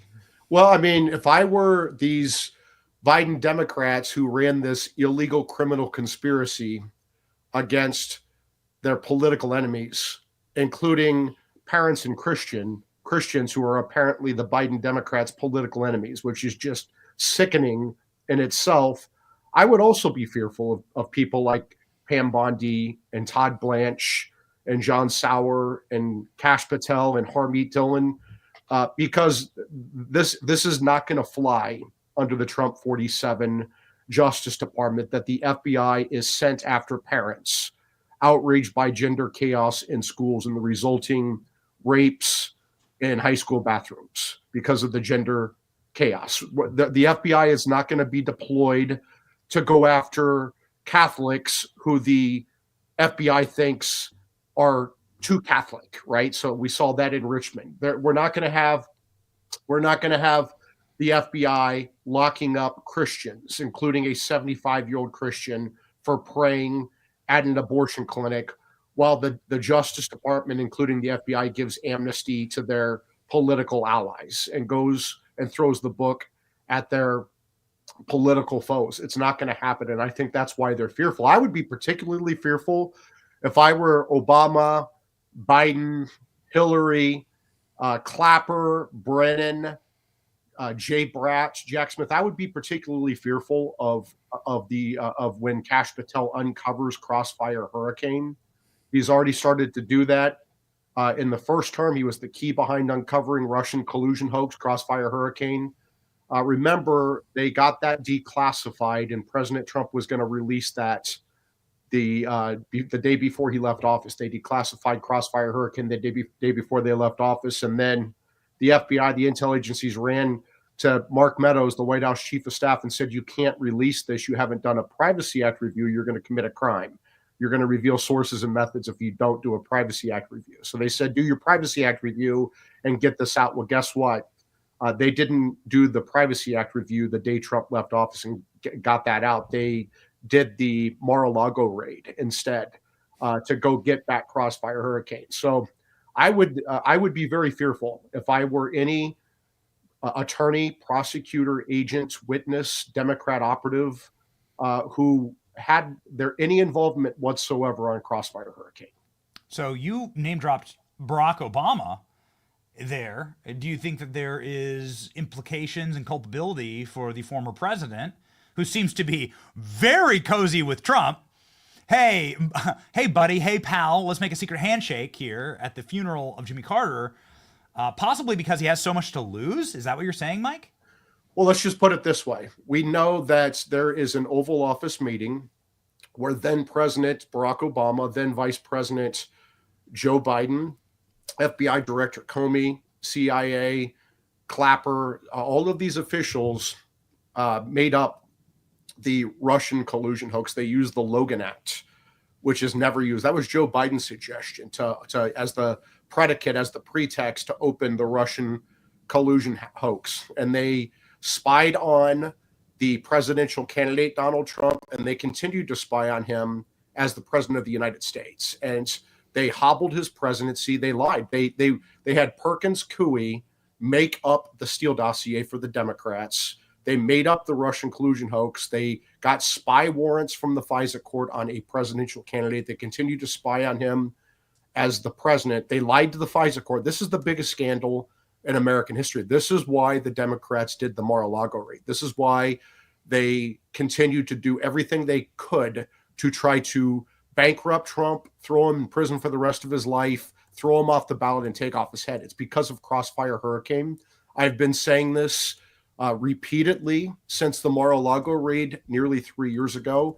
And this is what terrifies them. And what really terrifies them is you're going to have someone like Pam Bondi and Todd Blanche, the AG and deputy AG at Maine Justice. And then you're going to have a highly skilled national security operator with Kash Patel at the FBI. So buckle up. This is what's coming. And the American people are going to see the biggest scandal in American history, where our intel agencies and law enforcement were politicized and weaponized to take out Donald Trump. And what it goes back to is Hillary had her illegal home server as Secretary of State with our nation's most classified secrets. But more problematically is it had her pay-for-play foreign bribery schemes with the Clinton Foundation. She was the Secretary of State. The Clinton Foundation would take millions of dollars from shady foreign actors. And was she doing favors as Secretary of State in exchange for those donations to the Clinton Foundation that underfunded the Clintons' lavish lifestyle? Probably. Maybe that's why she bleach bitted the server and she destroyed the phones with a hammer, right? But maybe, just maybe, our foreign adversaries like China and Russia had hacked that server and had a copy, and they were worried that was going to come out before 2016. Hence why they made up the Russian collusion hoax, so they can say it was a campaign dirty trick by Trump. That's incredible. I mean, it really is remarkable to go back. I mean, you are talking almost 10 years ago. You actually are talking 10 years ago and beyond. So the memory of many people are about the length of a gnat's lifespan. But this happened, and it would be really nice to have some actual reporting on it from the Department of Justice. Could that happen? I mean, I know that statute of limitations, I'm not sure if you could actually throw Hillary in jail. I'm not sure that there's an appetite for that. I don't know. But it sure would be nice to get maybe an investigation into what was actually like a fair investigation, not one run by cover-up artist James Comey on the Clintons. It would be just to have transparency, to say this is what happened. It'd be great to see that, Mike. Yeah, and remember, this is an ongoing criminal conspiracy, so the statute of limitations hasn't even begun to start tolling, because in order for the statute of limitations to start tolling on a conspiracy, the conspiracy has to end, and it's ongoing. There's an ongoing cover-up. That was the point of the lawfare against Trump. They tried to destroy him legally, politically, financially, because of Crossfire Hurricane. They know when he goes back into the White House, he's going to finish the job that he started at the end of his first term, and he's going to take those declassified Crossfire Hurricane records and make them public. And that's what they're terrified of. This is some really impressive moves that have been happening here across the Senate and the House. Mike Rogers was kicked off the Intelligence Committee. Pam Bondi, it seems like he's sailing through. Everyone's scared of Kash. This is like, I mean, Mike, this is like your dream come true that's happening right now in Washington, D.C. Have you pinched yourself yet, dude? Well, I mean, we're making it happen at the Article 3 project. We're not dreaming, we're doing. We have tens of thousands of people contacting their home state senators and lighting them up and giving them an attitude adjustment. Remember, with both Pete Hegseth and Kash Patel, when President Trump picked both of them, the very smart people in Washington on both sides of the aisle said, these nominations are dead on arrival. And then the Article 3 project did a shock and awe media campaign. We went on your show, Ben, quite a bit and other shows, and we got people to go to our website, article3project.org, and take action. And then it's very easy. You take action. Our website connects you to both of your home state senators, makes phone calls to them for you, sends them emails from you to them, and lights them up on social media. And it's amazing that when you have around 30,000 Americans taking nearly 100,000 actions with their home state senators, other senators don't matter, really. It's your home state senators that gets their attention. When you have constituents calling and emailing your office as a senator, that gets your attention, and that gives you an attitude adjustment. And so we have made the Senate understand that both Pete Hegseth and Kash Patel are qualified. The president gets to pick his own team. He doesn't pick Senate staffers, and they don't pick his so long as they're qualified. And if someone's going to say that Pete or Kash are somehow disqualified because of personal misconduct or other reasons that makes them where they don't have the present character and fitness to serve, it's the burden on the accuser to come forward with clear and convincing public testimony and other evidence to say they're disqualified. Put up or shut up. We're not doing the Me Too presumption of guilt. We're not having nut jobs like Christine Blasey Ford make anonymous allegations, come publicly testify. And, for example, if a nominee raped a woman 5 years ago, they are disqualified. But that didn't happen. So, you need to, we don't have the Me Too presumption of guilt. We have the American presumption of innocence. We're done with that BS. I ended that during the Kavanaugh fight. So you're welcome, America. I know I'm going to be getting civil rights awards from all the left, but here we are. Yeah. I very much look forward to your Women's March speech, Mike. I really love it. It's gonna be really fun to watch you take the podium and to tell every screaming leftist in Washington, D.C.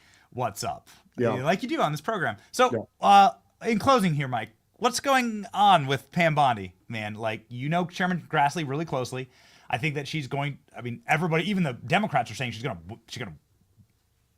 sail through confirmation. She's doing an amazing job.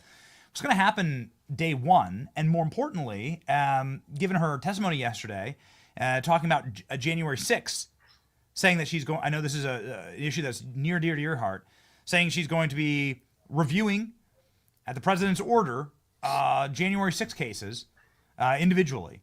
That was her answer yesterday. Your take on that? What do you think some of the first steps should be for Pam Bondi? And then can you zoom in on the January 6 question for pardons? Pam Bondi is going to be outstanding. As you saw at her hearing, she's strong, decisive, bold, fearless, very experienced.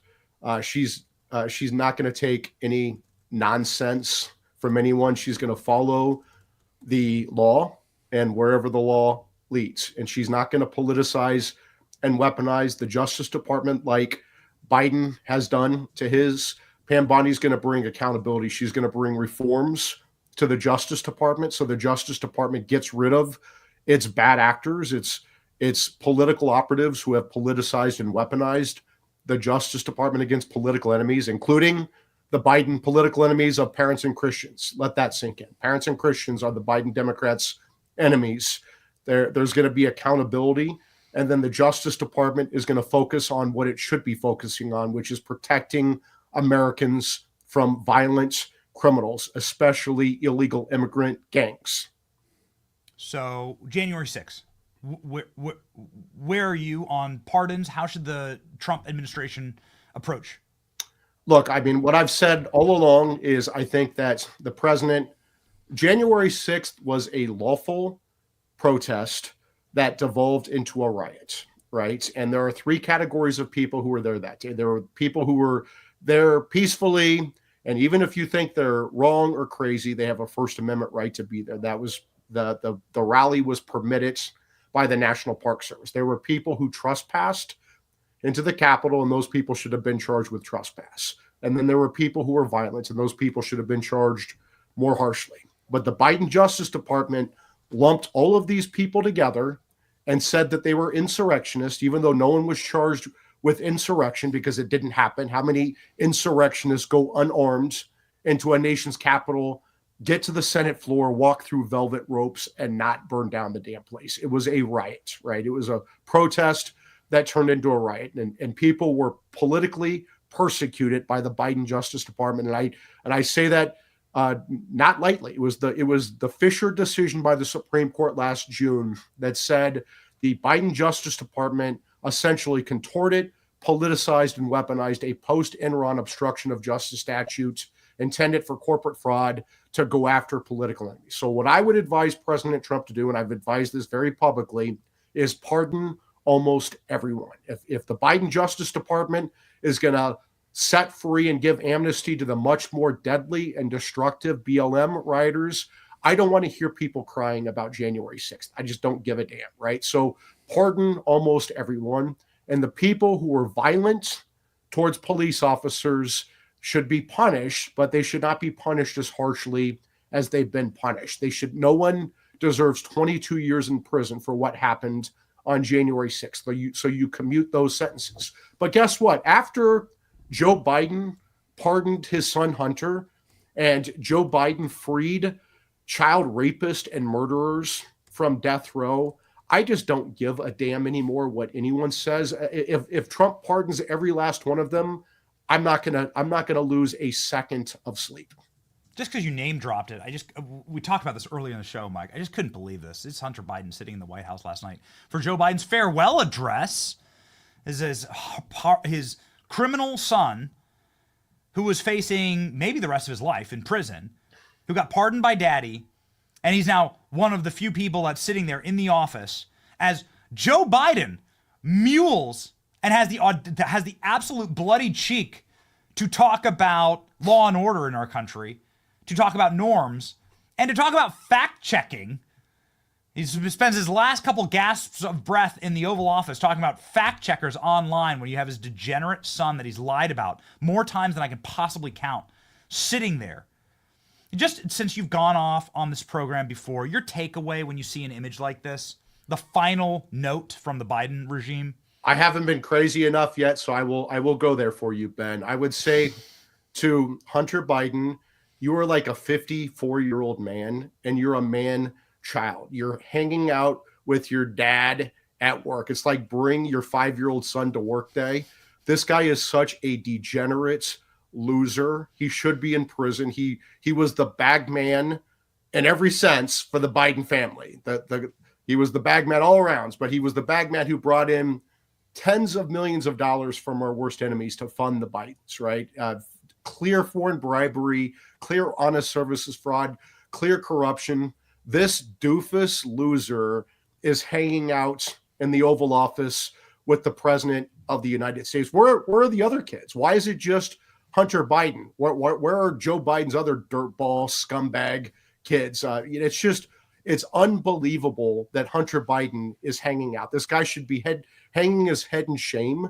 And when he's not hooking up with his niece, this scumbag is hanging out with his dad in the Oval Office. I mean, what a freaking dirtball.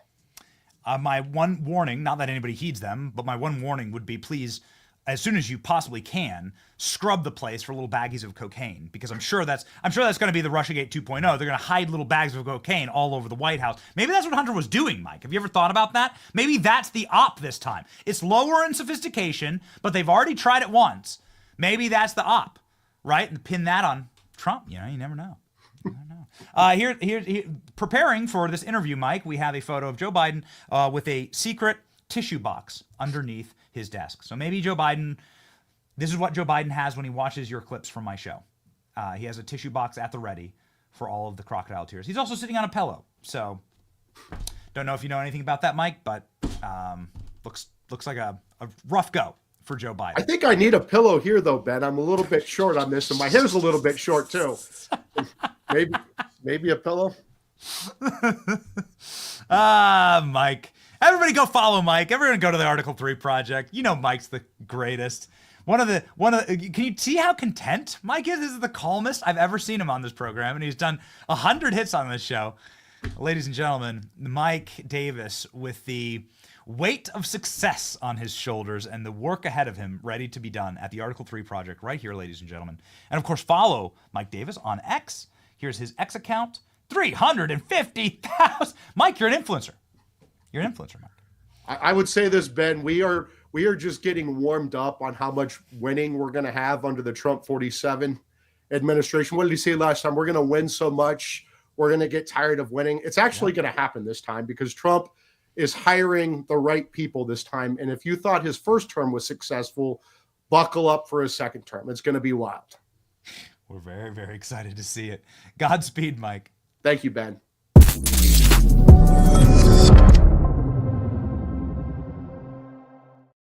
Ladies and gentlemen, make sure you lock in for all of the breaking news. It's going to be an exciting and wild time. As you are well aware, there's going to be nonstop.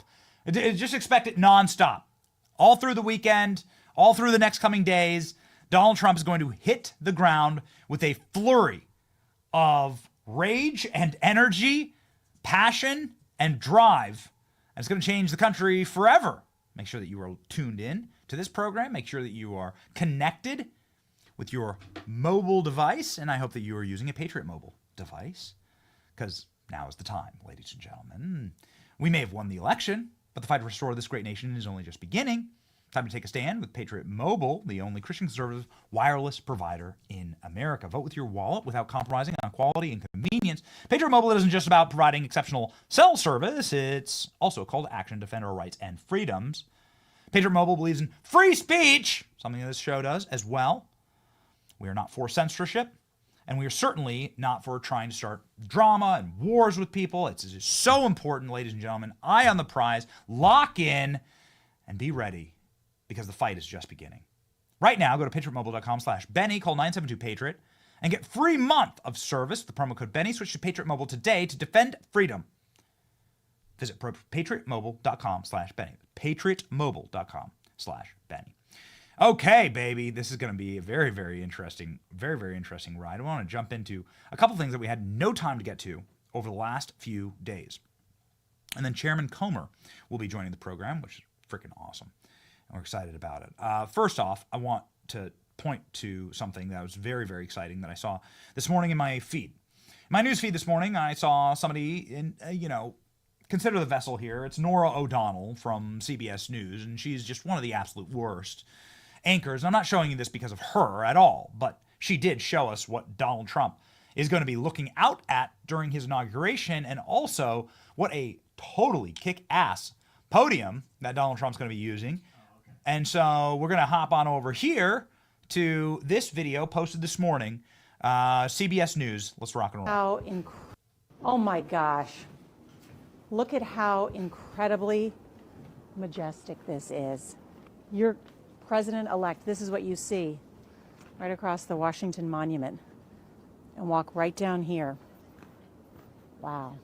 Absolutely beautiful. I'm already getting excited. This is what you would call VIP seating. So lawmakers, Supreme Court justices, and also Elon Musk, Mark Zuckerberg, and Jeff Bezos reportedly sitting together here on the inaugural platform. Interesting. Wow. So right here is where the president-elect will take the oath of office sworn in by the Chief Justice of the Supreme Court. And then there will be a podium like right here.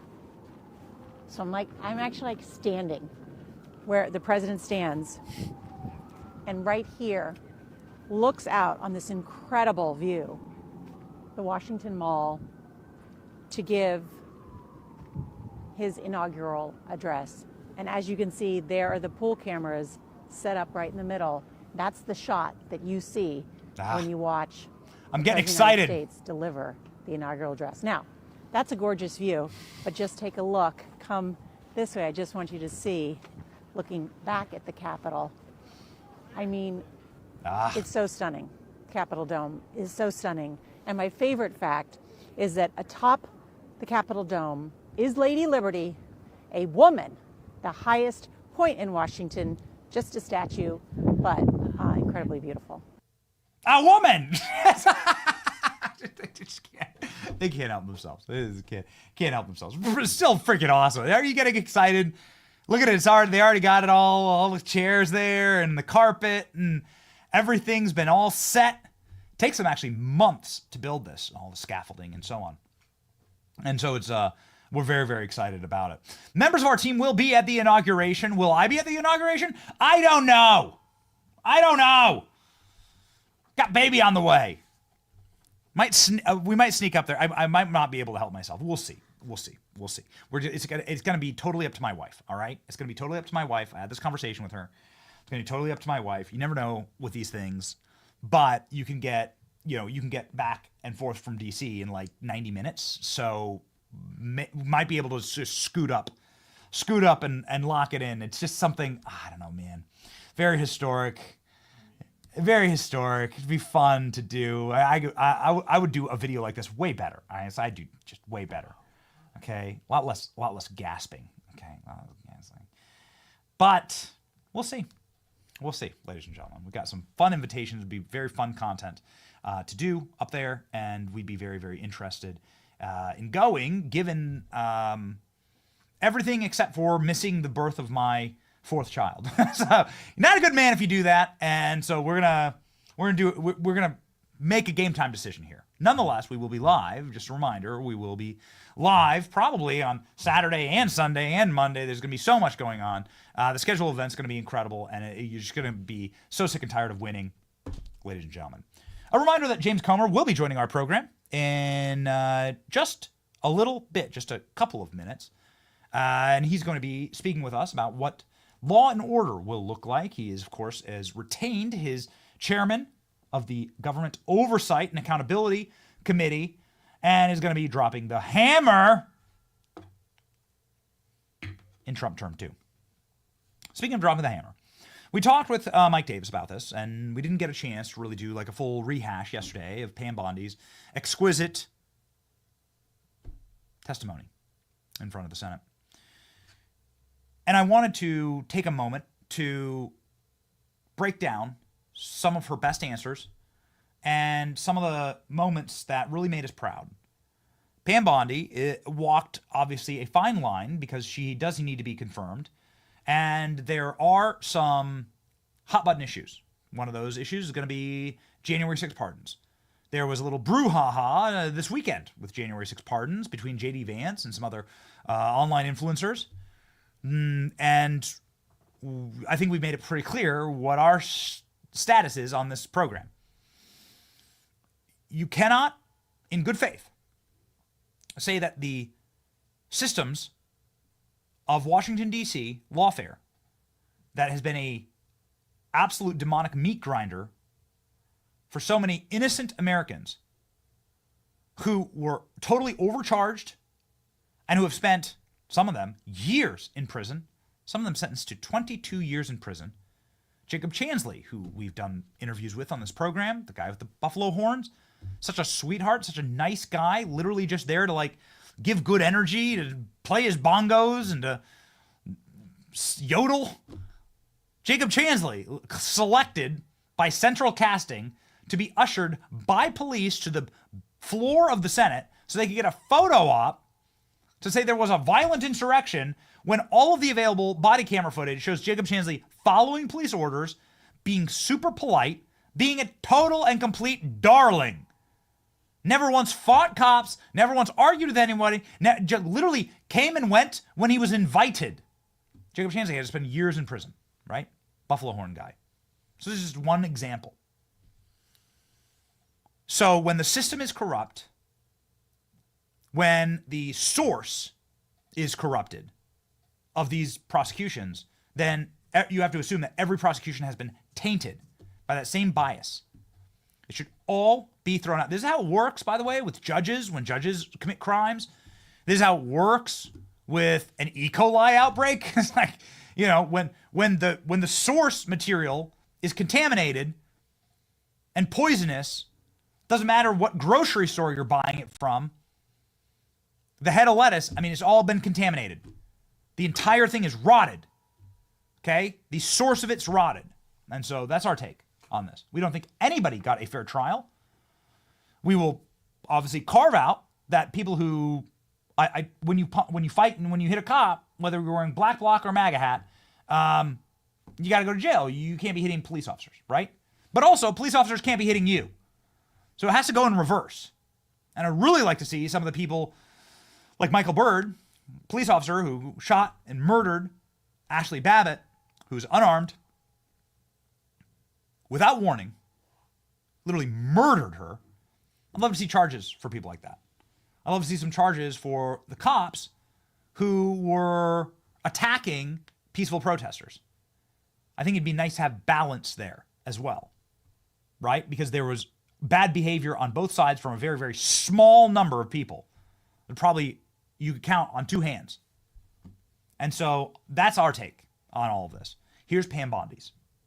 Do you believe that the January 6 rioters who've been convicted of violent assaults on police officers should be pardoned? Senator, if confirmed as Attorney General of the United States, the pardons, of course, fall under the president. But if asked to look at those cases, I will look at each case and advise on a case-by-case basis, just as I did my entire career as a prosecutor.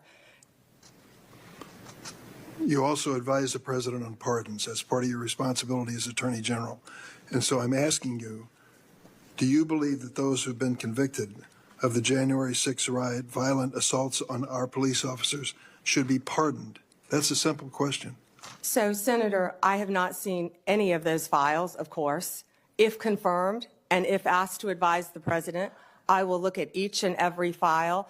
But let me be very clear in speaking to you.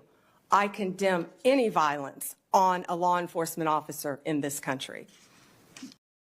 I think that's a great stance to take. And that's a genius answer. It's very smart. Here's the clip I was talking to you about, Jacob Chansley. Body cam footage. The footage doesn't lie. Here's Jacob Chansley inside the well of the Senate. Yeah, sure. The yelling is the cops. Here's everybody leaving peacefully. Thank you, officers. God bless you guys. Thanking the officers. God is glorious in person. Thank you, officers. God bless you guys. Thank you, officers. Thank you for your patience. We really appreciate it. Thank you for your patience. We really appreciate it. Does this look like a violent, unarmed insurrection to you? Is this really what happens? Is this how it okay, you've seen it. You're a smart enough person. You're smart, okay? You're an intelligent. You are, what you see with your eyes goes into your brain, and then your brain makes logical and rational determinations about the evidence before you. Okay, so when you've watched BLM torch, burn down, fight cops, burn cities to ashes and embers, do they behave like this? Have you seen, is this what happened with BLM? Is this what happened with Antifa? I had my house burned down in Washington, D.C. We've told the story many times. I don't like playing the victim. I'm not going to sit here and ask for you to cry for me or feel bad for me. But it did happen. I have all the police reports and all the footage. My house, these are great images. Here we go, Klein. Just put up this search. Just put up the search results. Look at these search results.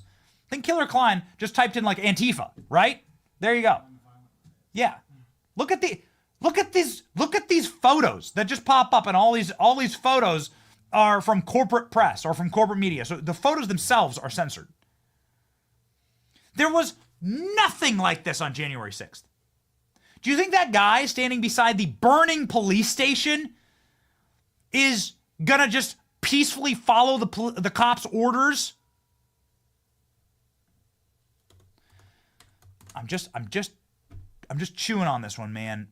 ALX, could you grab that old Tucker breakdown? Remember when it was like the biggest shock of all the earth when Tucker Carlson went out and defended Jacob Chansley. And everyone's like, oh, you got to take him off air. And I think Fox might have actually taken him off air for this.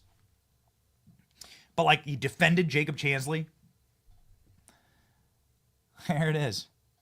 The lie of Jacob Chansley. I've seen these people up close. I saw BLM up close. I was leaving the White House and I saw BLM activists attacking and hitting Rand Paul in the head. There's an entire video of it. His wife, Kelly Paul, Rand Paul's a freaking hero, freaking love that guy. Kelly Paul sitting there and they're like beating him. I saw a mob, myself, surround them and attack the senator. Nothing like that happened on January 6th. Just that one experience that I personally witnessed was worse than anything that happened on January 6th.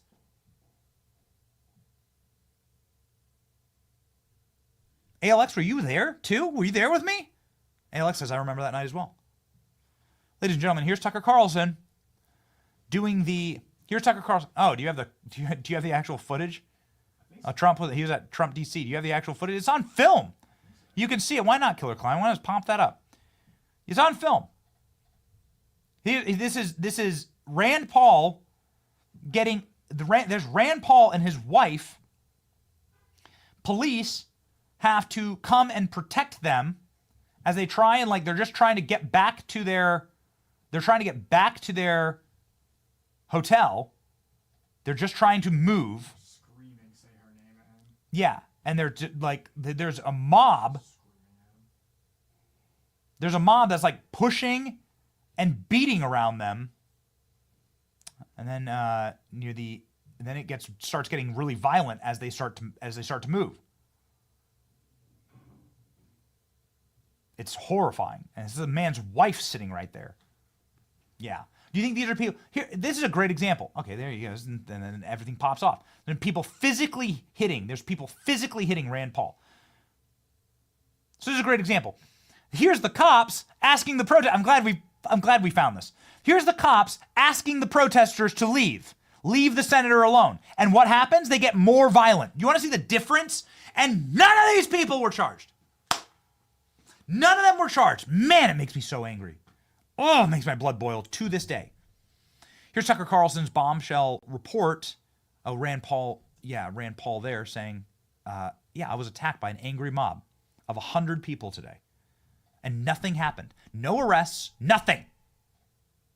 Here we go, ladies and gentlemen. Dangerous conspiracy theorist dressed in outlandish costume who led the violent insurrection to overthrow American democracy.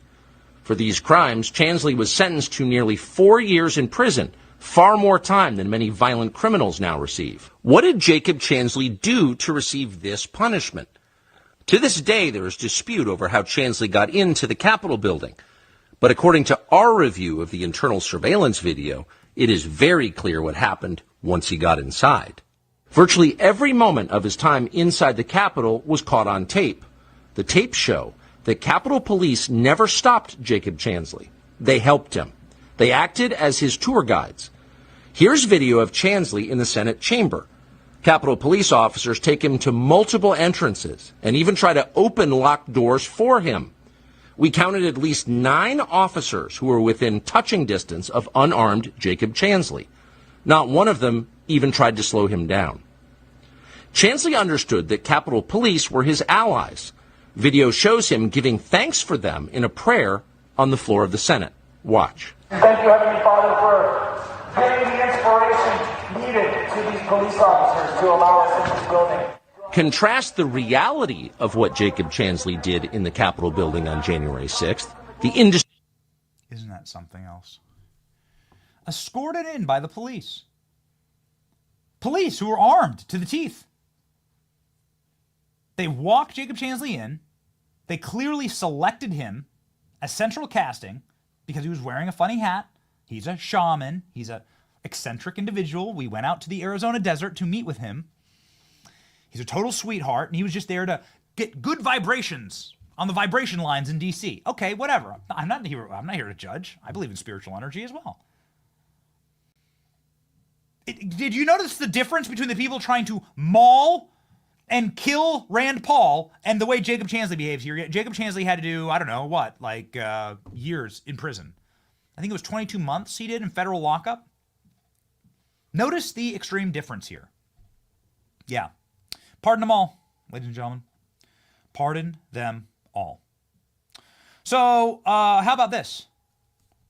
The people who've been locking up these J6ers, the FBI, they've been the ones hunting them like dogs throughout the country. Kash Patel was brought up time and time again, and Pam Bondi was asked, what do you think about Kash Patel?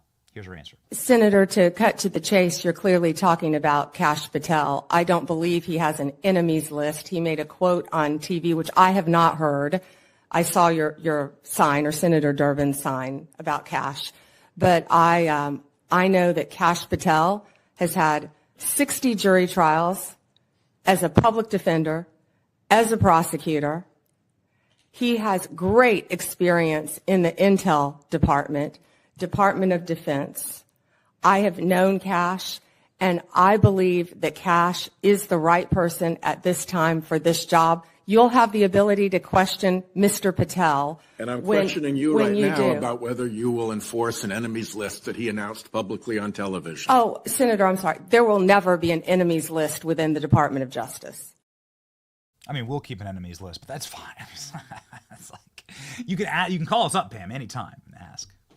Yeah, all right. How about Pam Bondi? The absolute and total fraudulence of Democrats griping and mewling at Pam Bondi about a weaponized Department of Justice, and then pushing and saying, well, you shouldn't do that. And Pam Bondi saying, oh, you mean like the Biden administration? And I have the receipts and I have the names of people, Kevin Kleinsmith, who altered documents in order to illegally spy on the president's team in the first administration? You mean like that guy? Ooh, a glorious moment here. You have said that Department of Justice prosecutors will be prosecuted in the Trump administration. What Department of Justice prosecutors will be prosecuted and why? I said that on TV. I said prosecutors will be prosecuted, to finish the quote, if bad. Investigators will be investigated. We all take an oath, Senator, to uphold the law. None of us are above the law.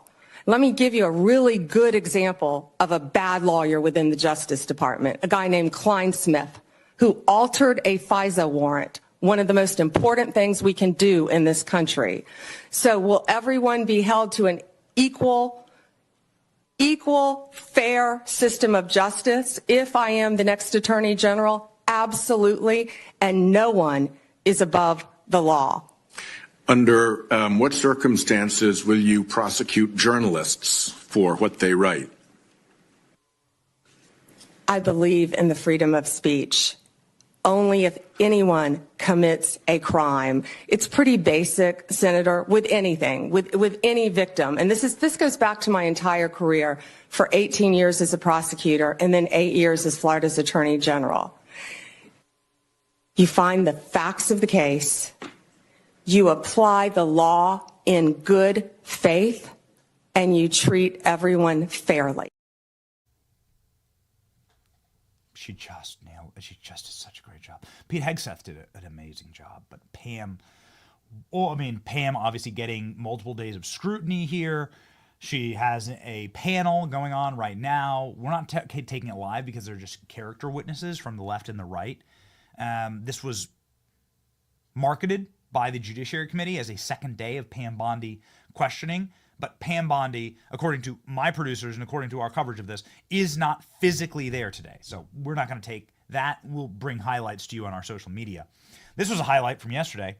Ooh, man. Pam Bondi talking about rigged and fraudulent elections and a phone call that President Trump made to state officials talking about the rigged election of 2020. And Pam Bondi with the perfect response here, rings like a bell. He said to the Georgia Secretary of State, find 11,780 votes. Do you have the entire context of that call? I feel like it was much longer than that and may have been taken out of context. It was an hour long. Right. And you can certainly listen to it. I hope you will. Oh, okay. So you're taking one sentence out of an hour-long conversation. Perfect. Do you have the full context? Oh, do you have the full context for the very fine people quote for Donald Trump? Yeah. You ever looked at the full context of that? Oh, don't ask that. Oh. This wasn't even fair, okay? This wasn't even... This was like a Make-A-Wish situation. I mean, it was really embarrassing with Mazie Hirono yesterday. Mazie Hirono, IQ of 50. She's just got to be a straight-up dumbest person alive. She can barely speak English. She's like someone who like reads off her notes every single time. She like, sits there and reads. She must have the most radical and psychotic staffers. This is how the machine really likes to do it. They like to like just take incredibly dumb people without the capacity for independent thought and then just give them a script. This is what they've done with Biden. This is what they've done with Kamala. And Mazie Hirono's definitely that phenotype. And Mazie Hirono yesterday talking about the 2020 election. And again, it was like shadow boxing for Pam. It wasn't even fair. Here we go. Who won the 2020 presidential election? Joe Biden is the President of the United States. Ms. Bondi, you know that there is a difference between acknowledging it and, I can say that Donald Trump won the 2024 election. I may not like it, but I can say it. You cannot say who won the 2020 presidential election. Okay. It's disturbing that you can't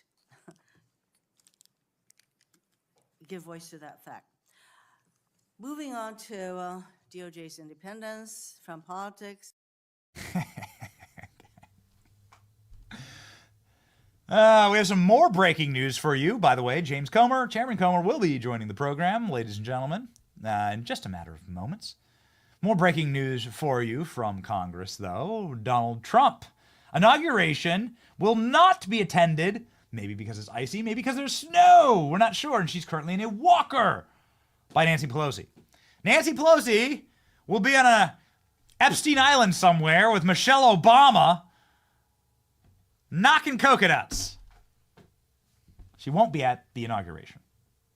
Nancy Pelosi, who is wheelchair bound, walker bound. We have these photos of her in a walker. She fell down a flight of stairs. She cracked her hip. We don't wish ill or pain on any fellow American. We do believe that we are the greatest friend on earth to Nancy Pelosi in the sense that we say resign. Stop humiliating yourself. Resign now. This is a painful and unnecessary moment for you, and you need to be gone. So it's the time to resign, ladies and gentlemen.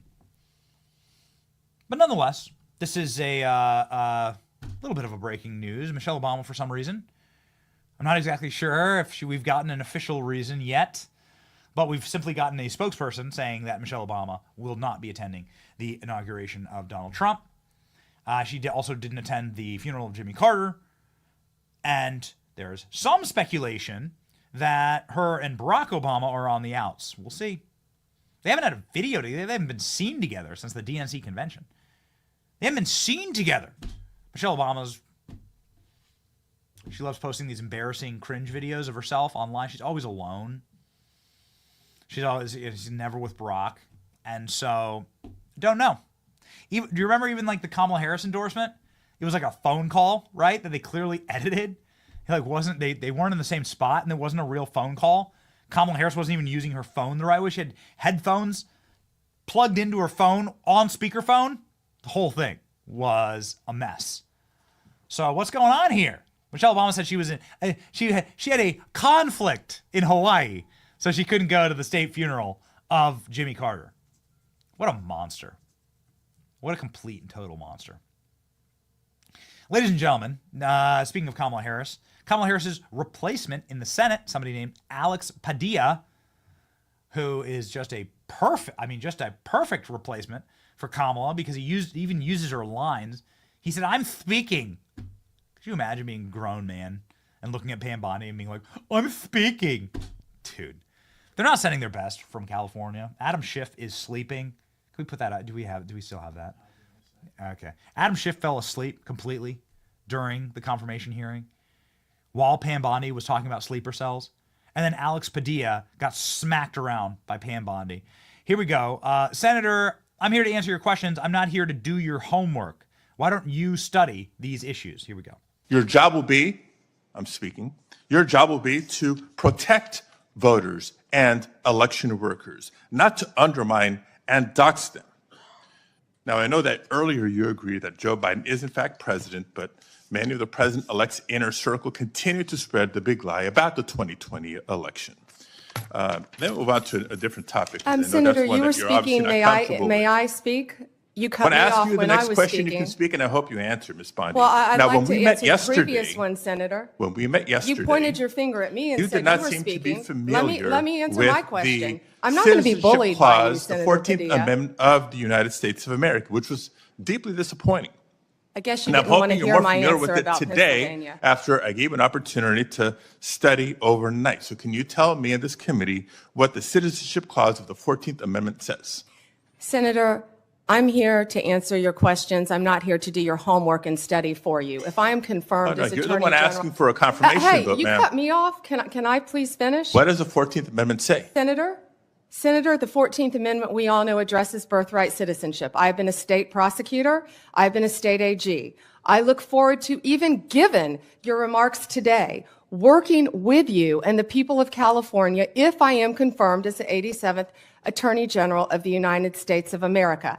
I didn't take your homework assignment. I'm sorry. I was preparing for today.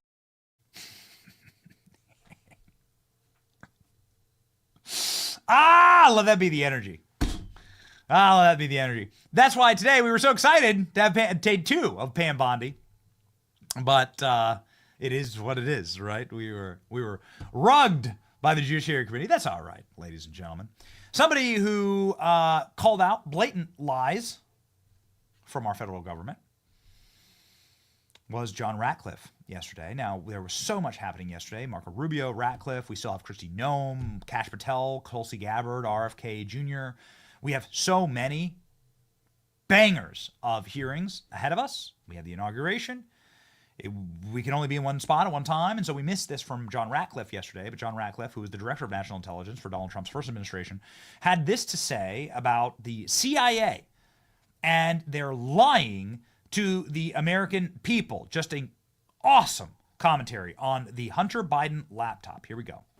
In 2020, when a chairman of an intelligence committee misrepresented that a laptop owned by then candidate Biden's son was somehow a Russian intelligence operation, and 51 former intelligence officials used the imprimatur of IC authority to go along with that. I stood in the breach. I stood alone and told the American people the truth about that. So I think my record in terms of speaking truth to power and defending the intelligence community and its good work is very clear. And what I can assure you is those types of instances, if I'm in that position as CIA director and have to do that again, as uncomfortable as that can be, to be accused, the truth will ultimately defend itself, and I think that that intelligence will as well. Isn't that great? Don't you love the reassertion of a government that doesn't lie to you?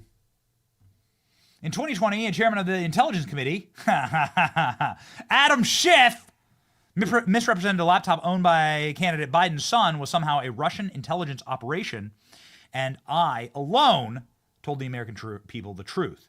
John Ratcliffe on restoring real leadership at the CIA. Why is this so important? The CIA is the Department of Dirty Tricks that was used on President Trump in term 1.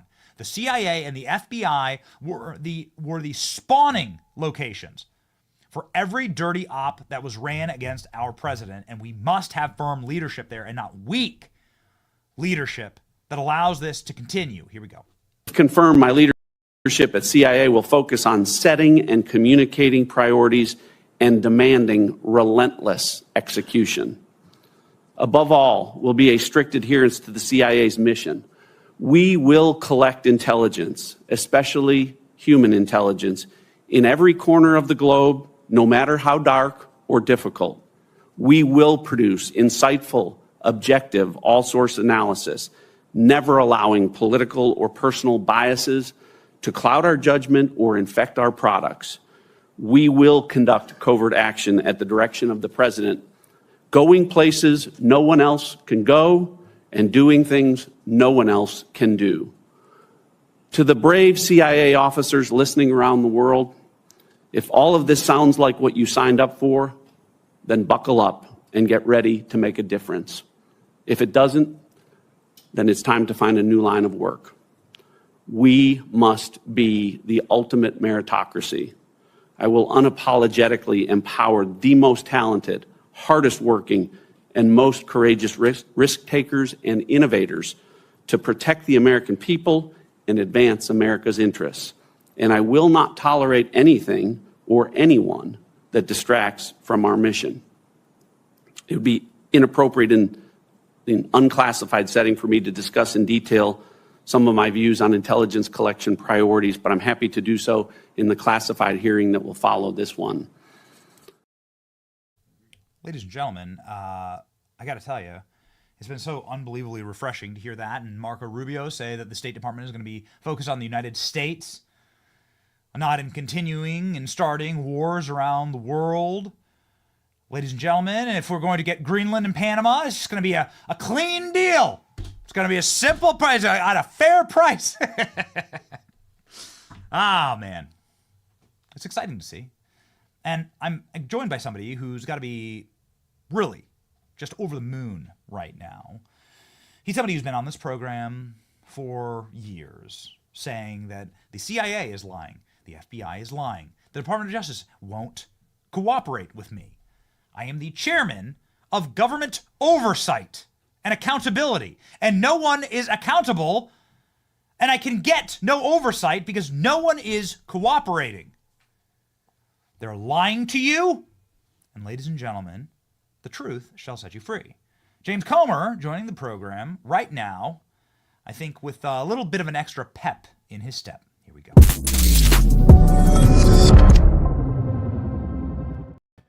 Mr. Chairman, it's got to be a great day for you. I just want to give you the table right now and say, man, Pam Bondi just killed it yesterday. It's got to be music to your ears.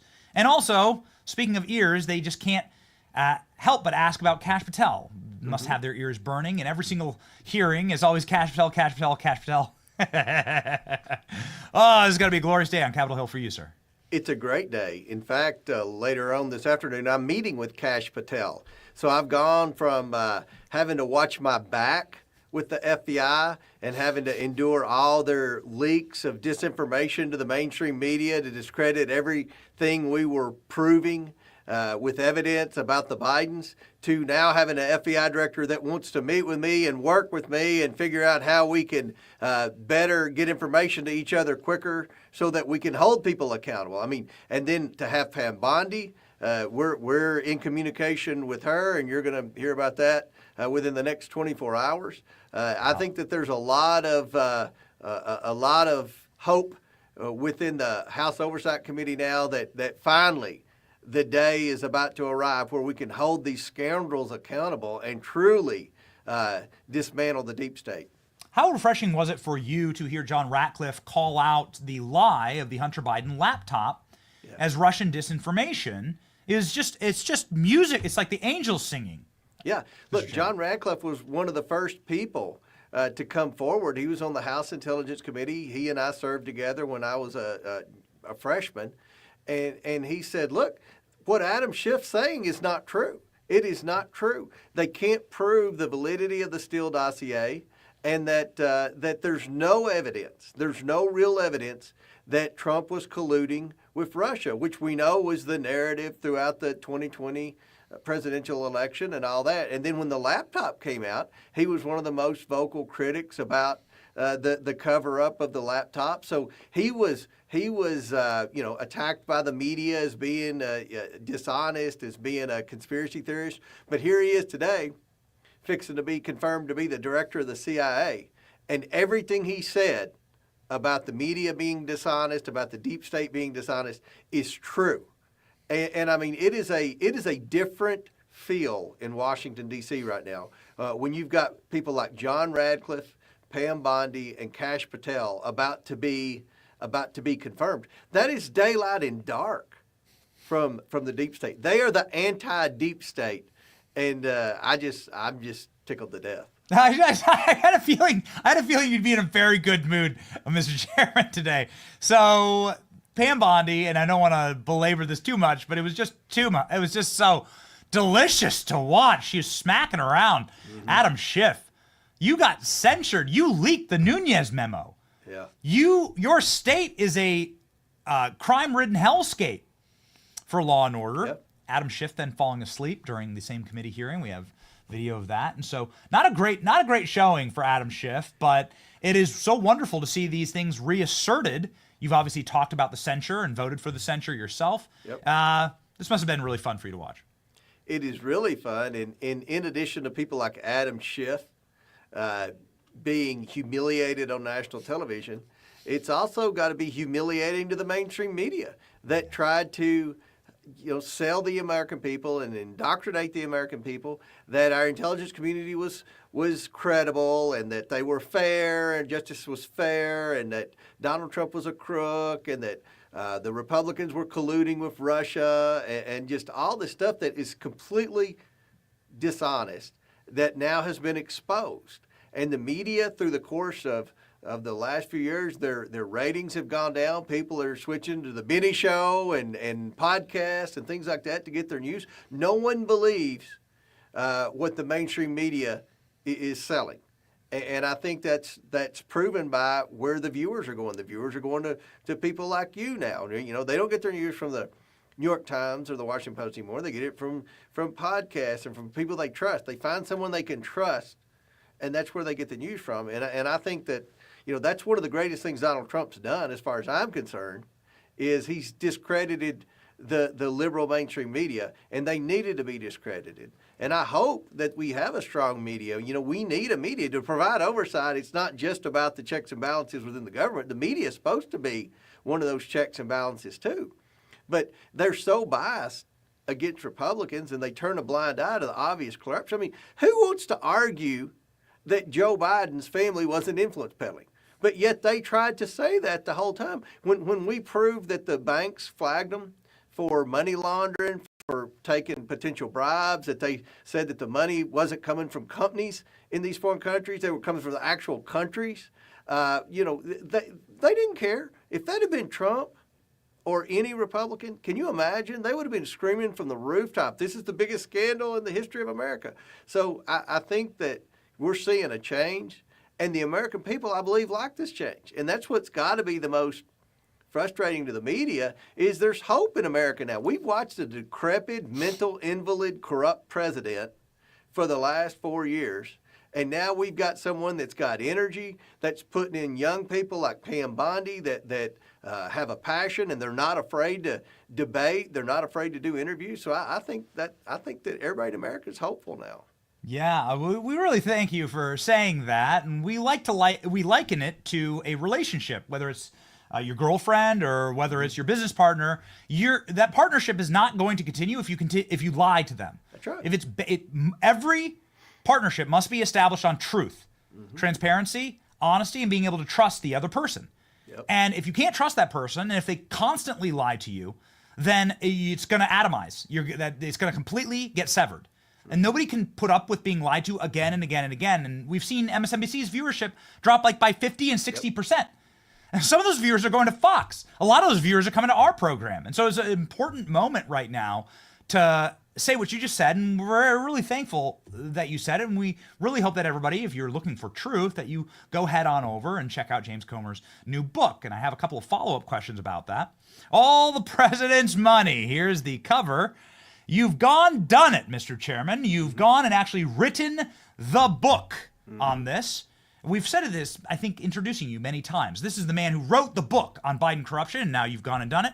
And lo and behold, in Joe Biden's farewell address, who's sitting right next to him is Hunter freaking Biden last night. So please, Mr. Chairman, what will the viewers find inside of this bombshell book? Well, in the book, it's a forensic audit of all the money that the Bidens took in. I would be given a platform. I went on your show. I went on Hannity's show a lot. I went on Newsmax a lot to talk about the investigation, but I would only have, I would have a little more time on your show, but on Hannity, if I was on a 4.5 minute clip, Sean might talk for 3 minutes and I would have about 90 seconds. And you know how slow I talk. I mean, it takes me 90 seconds to get wound up.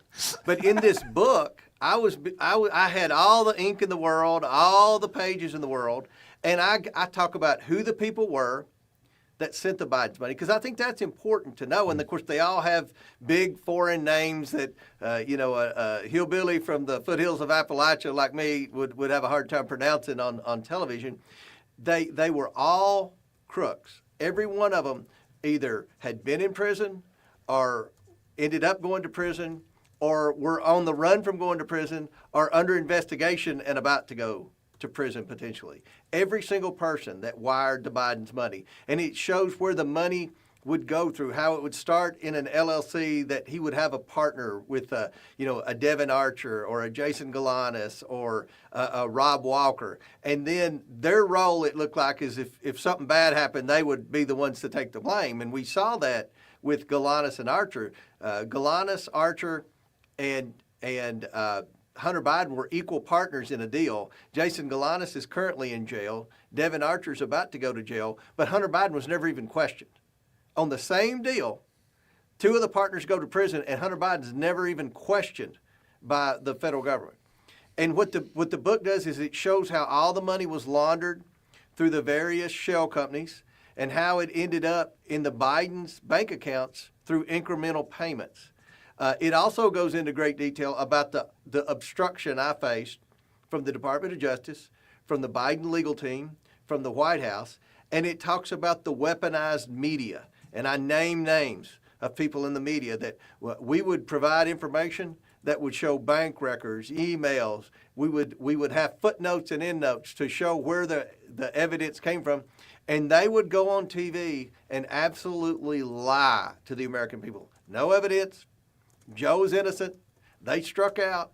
And I mean, it was therapy for me, Benny, writing that book, because I was so frustrated. I mean, you look at me 2 years ago when this investigation started, I looked like you. I had a good dark head of hair and all this, and now I'm white-headed and wrinkled and everything else. But it was just, we had internal drama all last Congress. I write about that in the book. We had, the first week getting a speaker, that set us back almost a month.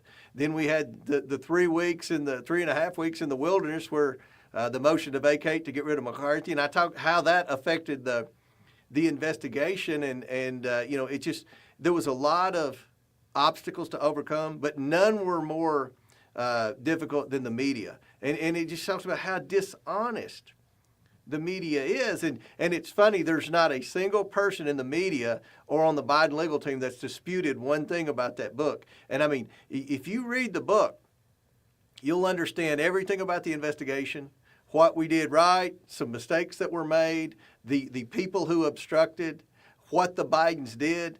And I think you'll conclude that it's the biggest political public corruption scandal of our lifetime.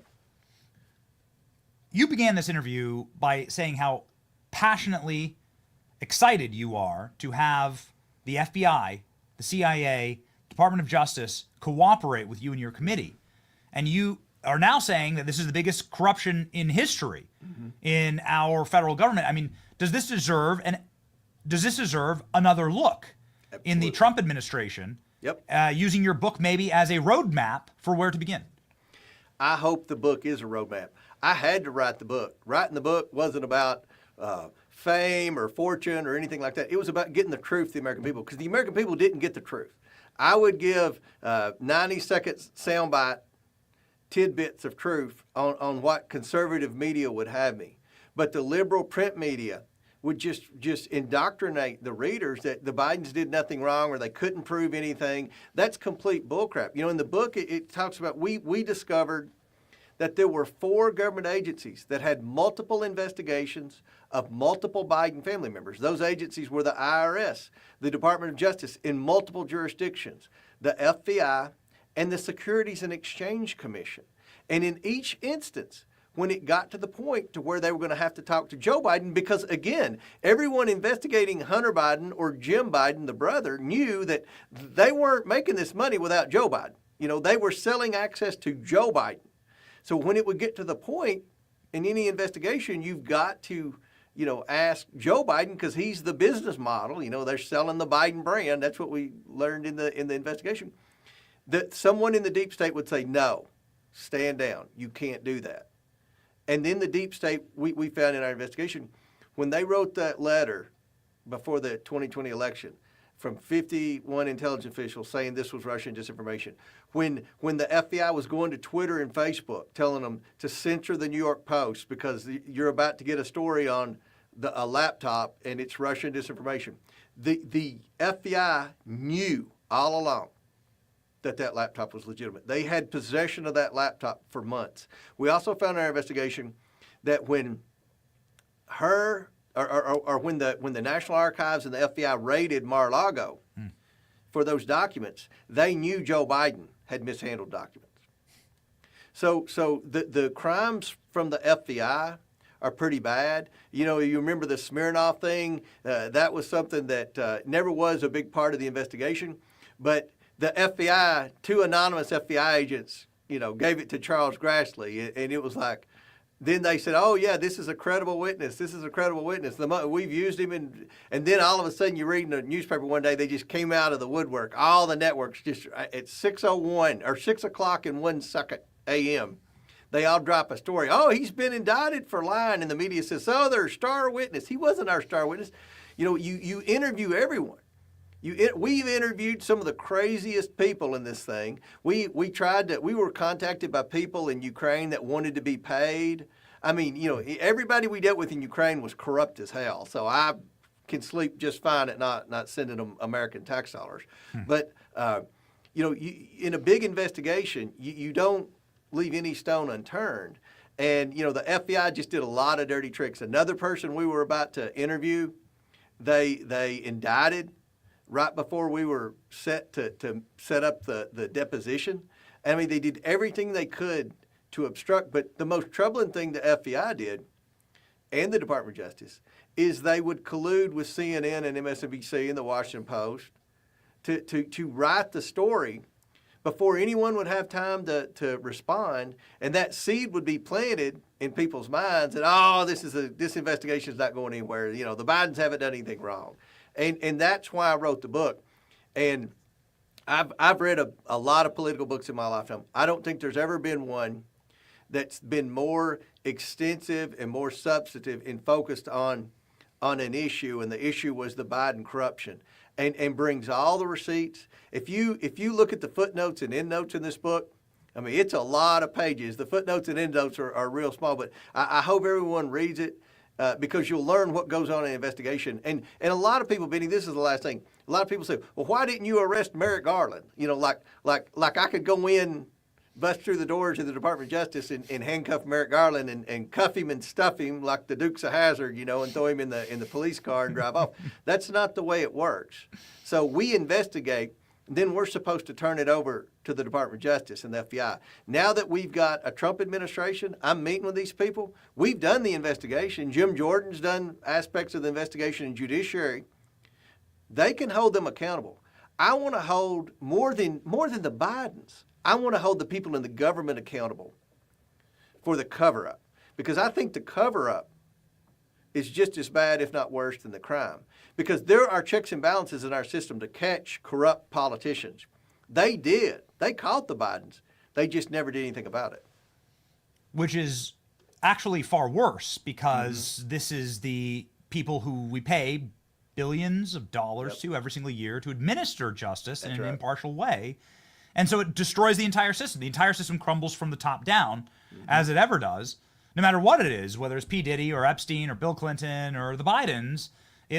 This is how you lose and erode all public faith, and there's zero public faith. This is how Pam started her hearing yesterday, saying there's no public faith anymore in the Department of Justice, and we've got to restore that, and that's gonna be pretty painful for some people. So I hope that news that you're going to announce with Pam Bondi is a continuation of this investigation, now that they actually have the tools and the resources. And since you name dropped CNN, Mr. Chairman, we have a clip for your viewing pleasure. Here. All right. From 24 hours ago on CNN, your work actually making it onto CNN's airwaves. Uh-oh. They were talking about how the Bidens got their money, and Kevin O'Leary goes, everybody knows how the Bidens got their money. Talking about your work, Mr. Chairman, here we go, your triumphant moment. This. All right. Flow. Letting people get rich. It's about not letting rich people control the political process and not having our politicians captured by those rich people such that they can't institute but I just regulation want you to know the country and common sense laws to make sure that the people at the top don't abuse the people at the bottom. And our system in Washington is broken. That's fair. It's all fair, but half the country's still wondering how Joe Biden got rich. Yeah, okay, so here's... How did he get rich? But if Joe Biden got rich... How did he get rich? Does anybody understand how that happened? I actually think that, Kevin, your question about Joe Biden's legacy and how he will be seen is actually extremely important because... He wrote a book! Mr. Chairman, he says, the country's wondering, like, how's Biden become a multi-millionaire? Mm-hmm. He wrote a book. I wrote a book, and they're not disputing it. It came out. It's been out for 48 hours, and they haven't said a word, even though they threatened to sue HarperCollins for signing a contract with me to write the book. They intimidated HarperCollins. They intimidated Fox News. They intimidated every platform I would go on throughout the investigation to talk about the work we're doing. Well, here's the book. I mean, it is as detailed as anything. I mean, it is a full forensic audit, and they crickets. They just hope that nobody reads it. But it's been the #1 political book on Amazon for 4 days in a row. So, I think people in America are interested about that investigation. I think people were keeping up with it. I think they're curious, and I'm real proud of the book, and I hope people buy the book because it explains a lot. It answers a lot of questions I think every American had about the Bidens, about our investigation, and about anything else pertaining to the investigation. So it seems like the projection from the Bidens is that we got away with it. Last night at Joe Biden's farewell address, which was completely mogged by Donald Trump's inauguration photograph. I mean, there should have been a time where everyone talked about Joe Biden. Nobody was talking about Joe Biden. It was a really sad address in the Oval Office, but something stuck out to us. One of the 4 people there, physically in the room, Hunter Biden was one of them. I mean, this seems to be a message, right? And Joe Biden really likes sending these messages. Hunter Biden's hanging out. It was like bring your degenerate kid Make-A-Wish Foundation to work day, right? But here's Hunter Biden there in the White House, fresh off the pardon, and they're saying, no, we're untouchable. Is that going to fly in the new Trump administration? I hope not. The ball's in their court. They can go after him. The media is cocked and ready to go. They're going to go after Trump the way they went after me during the investigation, and they're going to say, this is what they're going to say. They're going to say, oh, it's retaliation. It's retaliation. No, it's justice. It's holding people accountable. All my investigation focused on were the financial crimes. You can look on the laptop. There were a hell of a lot more than just financial crimes committed by that man. I mean, the sex crimes, the drug crimes and all of that other stuff. But we just focused on financial crimes. The financial crimes alone should concern every person in America, that man is sitting beside the Vice President of the United States in the Oval Office. And I believe that if you research Hunter Biden, we didn't study this part, but it's just an observation, that he spent more nights in the White House over the past 4 years than he did outside of the White House. So, in other words, the White House was his primary residence, even though his primary residence may have been the Sugar Brothers condo that burned down last week in California. I think he spent more nights in the White House. And this guy is a criminal. I mean, he is a criminal. He has taken $8 million from the Chinese government. I mean, there's no other way to say it. That was another thing that the book explains, the money from China. Well, let's be specific. Okay, that's the way the media would say, the money from China. Where in China? Was it from a company? They would say it was an energy company in China. There was no energy company in China. The money came from a company called HK Limited. They were domiciled in some slum in one of these, Chinese cities, and we never could find anything on HK Limited. But that's where the money came from.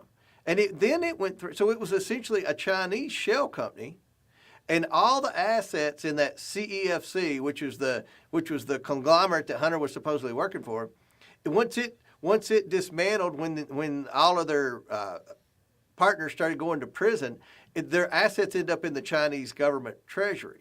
So it was always a part of the Chinese government. It wasn't a private company in China. Now, Burisma was a private company. It was a corrupt company in Ukraine that needed a prosecutor fired. But, with Burisma, I said in the book, that's the only legitimate thing Hunter Biden did. He shouldn't have been on the board. It was a conflict of interest. But it was a real company. It was corrupt as hell, but it was a real company. They listed him as a director. And what he got charged for by Weiss was not paying taxes on the money he made in Burisma. They gave him a W-2.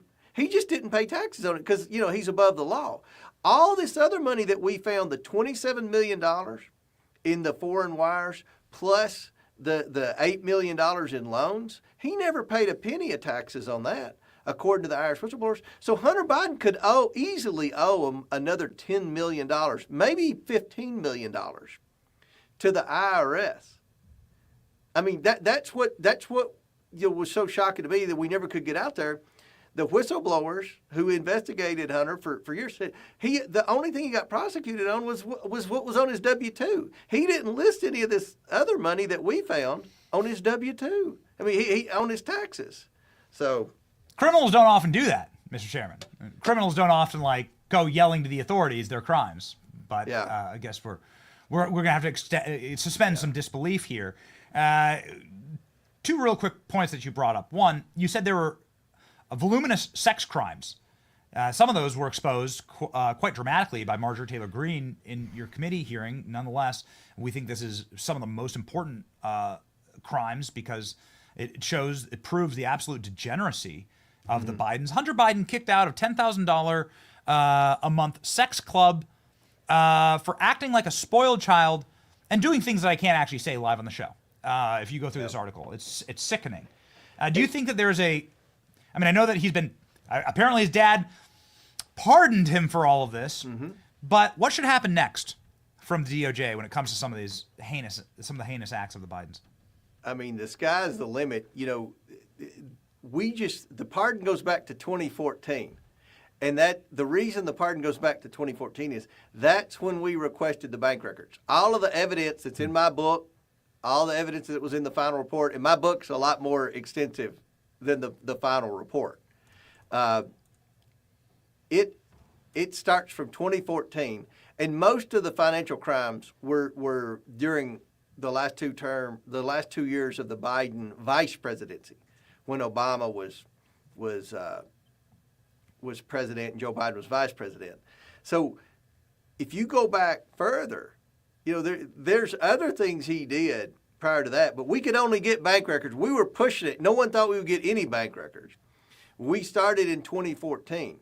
The Justice Department could say, okay, you've been pardoned from 2014 to today. Well, let's look at 2013, just 2013. 2012, 2013. We know he did stuff then. We just didn't get the bank records. We didn't talk about it in the book or the report because we didn't have the evidence. The Justice Cabinet could get that. I mean, if they want to set an example out of Hunter Biden, they can do it. But, at the end of the day, I would bring Joe in. No one has ever questioned Joe Biden about this. Sit him down.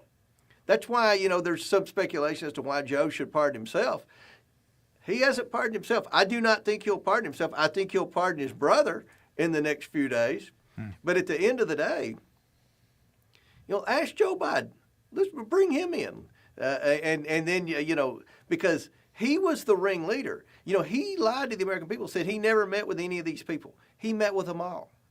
And so why do you lie about it? And then he said, well, there was a wall between Joe Biden and his son. Well, we learned in the investigation, they had the same bookkeeper. In fact, Joe Biden never paid for bookkeeping. So that was a benefit from the influence peddling schemes. The bookkeeper was being paid through Hunter Biden, whose only job was selling access to Joe. I pay thousands of dollars for bookkeeping services. You know, I have to, not only do I have to do my own bookkeeping for my business and you know, myself, but I have all these financial disclosure forms to fill out, and that takes up a lot of time. He didn't have to pay for anything. 100%. Then they had the same law firm. So you don't have a wall between you and your son if you use the same bookkeeper and you use the same law firm and you live in the same house. You know, I mean, the house where your classified documents are stored, classified documents that ended up in countries that were wiring you money, by the way. I mean, the whole thing implicates Joe Biden. And our investigation at the end of the day was of Joe Biden, not Hunter Biden, but Hunter Biden was the main witness, as well as Jim Biden. Yes. It seems like Joe Biden might be preparing, actually, for a deposition, because last night he had hidden under his desk a box of tissues. He was sitting on a pillow. Yeah. And it seems like he's prepared for a rough time. He's prepared to have a tough couple of years. Yeah. We'll see, and we'll hope. And we're not going to, I mean, we call you the Bulldog, Mr. Chairman. We know you're a dog with a bone. We know you're not going to let go. And we really look forward to seeing some justice here. Like, this shouldn't just be like we won, and so now we're going to wash clean all these sins. We tried that with Hillary Clinton. Yep. And it didn't work out great. You know, Donald Trump ended up with a bullet, you know, in the ear, and facing 470 years in prison. So I think that there should be justice, and it should be delivered impartially. And the way to prove that you actually have a Justice Department is by prosecuting people, whether they're famous and powerful or whether they're just low level. I mean, that's just right. So that's right. We thank you, Mr. Chairman, for delivering with this book, and we very much look forward to reading it ourselves. We're gonna go pick up a copy, ladies and gentlemen. You can too, here on Amazon, #1 bestseller right now. Go follow the chairman, of course, and I think he's barely even getting started. I think he's gonna have a fun run here in the next couple of years. So please go follow James Comer. 220,000 Americans can't be wrong. Follow the great chairman. Godspeed, Mr. Chairman. Well, thanks for the great work you've done covering this. Thank you.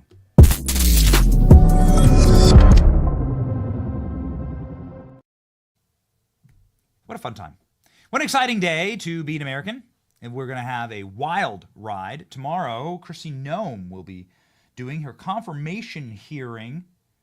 And this is going to be an important moment for all of us. DHS, many have been on this program saying that DHS, probably the most singularly important agency, because that is responsible for our border, human trafficking, ICE, Secret Service. Democrats are trying to hold it up.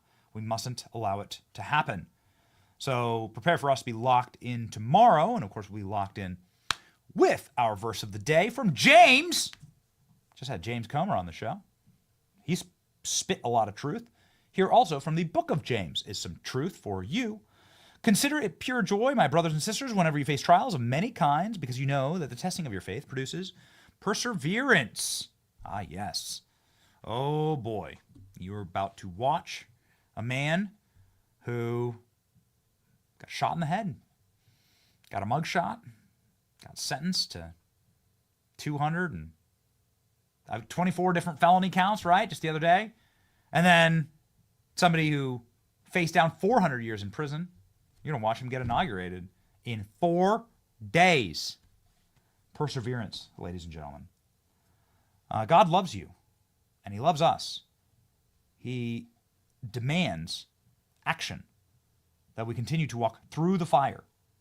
You're not promised a perfect life. You're not promised a life of ease and without trials. In fact, the opposite, if you read the scriptures. You're promised trials. In fact, if you are a believer, if you are a Christian, you're guaranteed these things. And you're guaranteed the system and the process to make sure that you are standing strong and even stronger after all of it. And so, ladies and gentlemen, that played itself out in a small microcosm in this election. It's been an honor to be live and covering this with all of you, to see the audience grow, and to see this profound joy that the country now has. True joy, not Kamala joy, like actual joy that the country has with the restoration of truth and honor and reality in our country. Have that restoration yourself.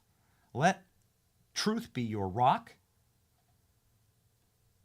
And light, ladies and gentlemen, back into our golden era. One more time, Klein. I see you have it up. The new inauguration photo. There's your new mugshot, Libs. How you like me now? Look, it's hard. It's hard. It goes hard. Okay? It's a rap album is what it is, ladies and gentlemen. And we're here for you. We'll be here for you, marching alongside of you, ladies and gentlemen, on to victory. You cannot defeat an army of happy warriors. Let's go. It's your boy Benny. See ya.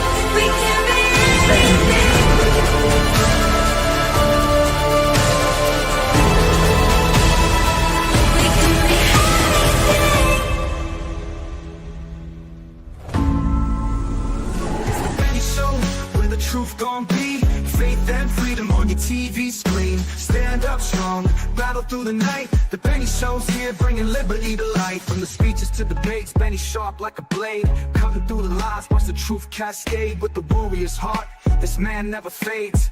You know it's prime time when Benny invades. From saving the nation to stories untold, the Benny Show's a storm, see the truth unfold. Stay in the loop, let freedom take hold. Salting all the libs, soul never sold. It's the Benny Show, where the truth gon' be. Faith and freedom on your TV screen. Stand up strong, battle through the night. The Benny Show's here, bringing liberty to light. Liberty to light. Bringing liberty to light. Liberty to light.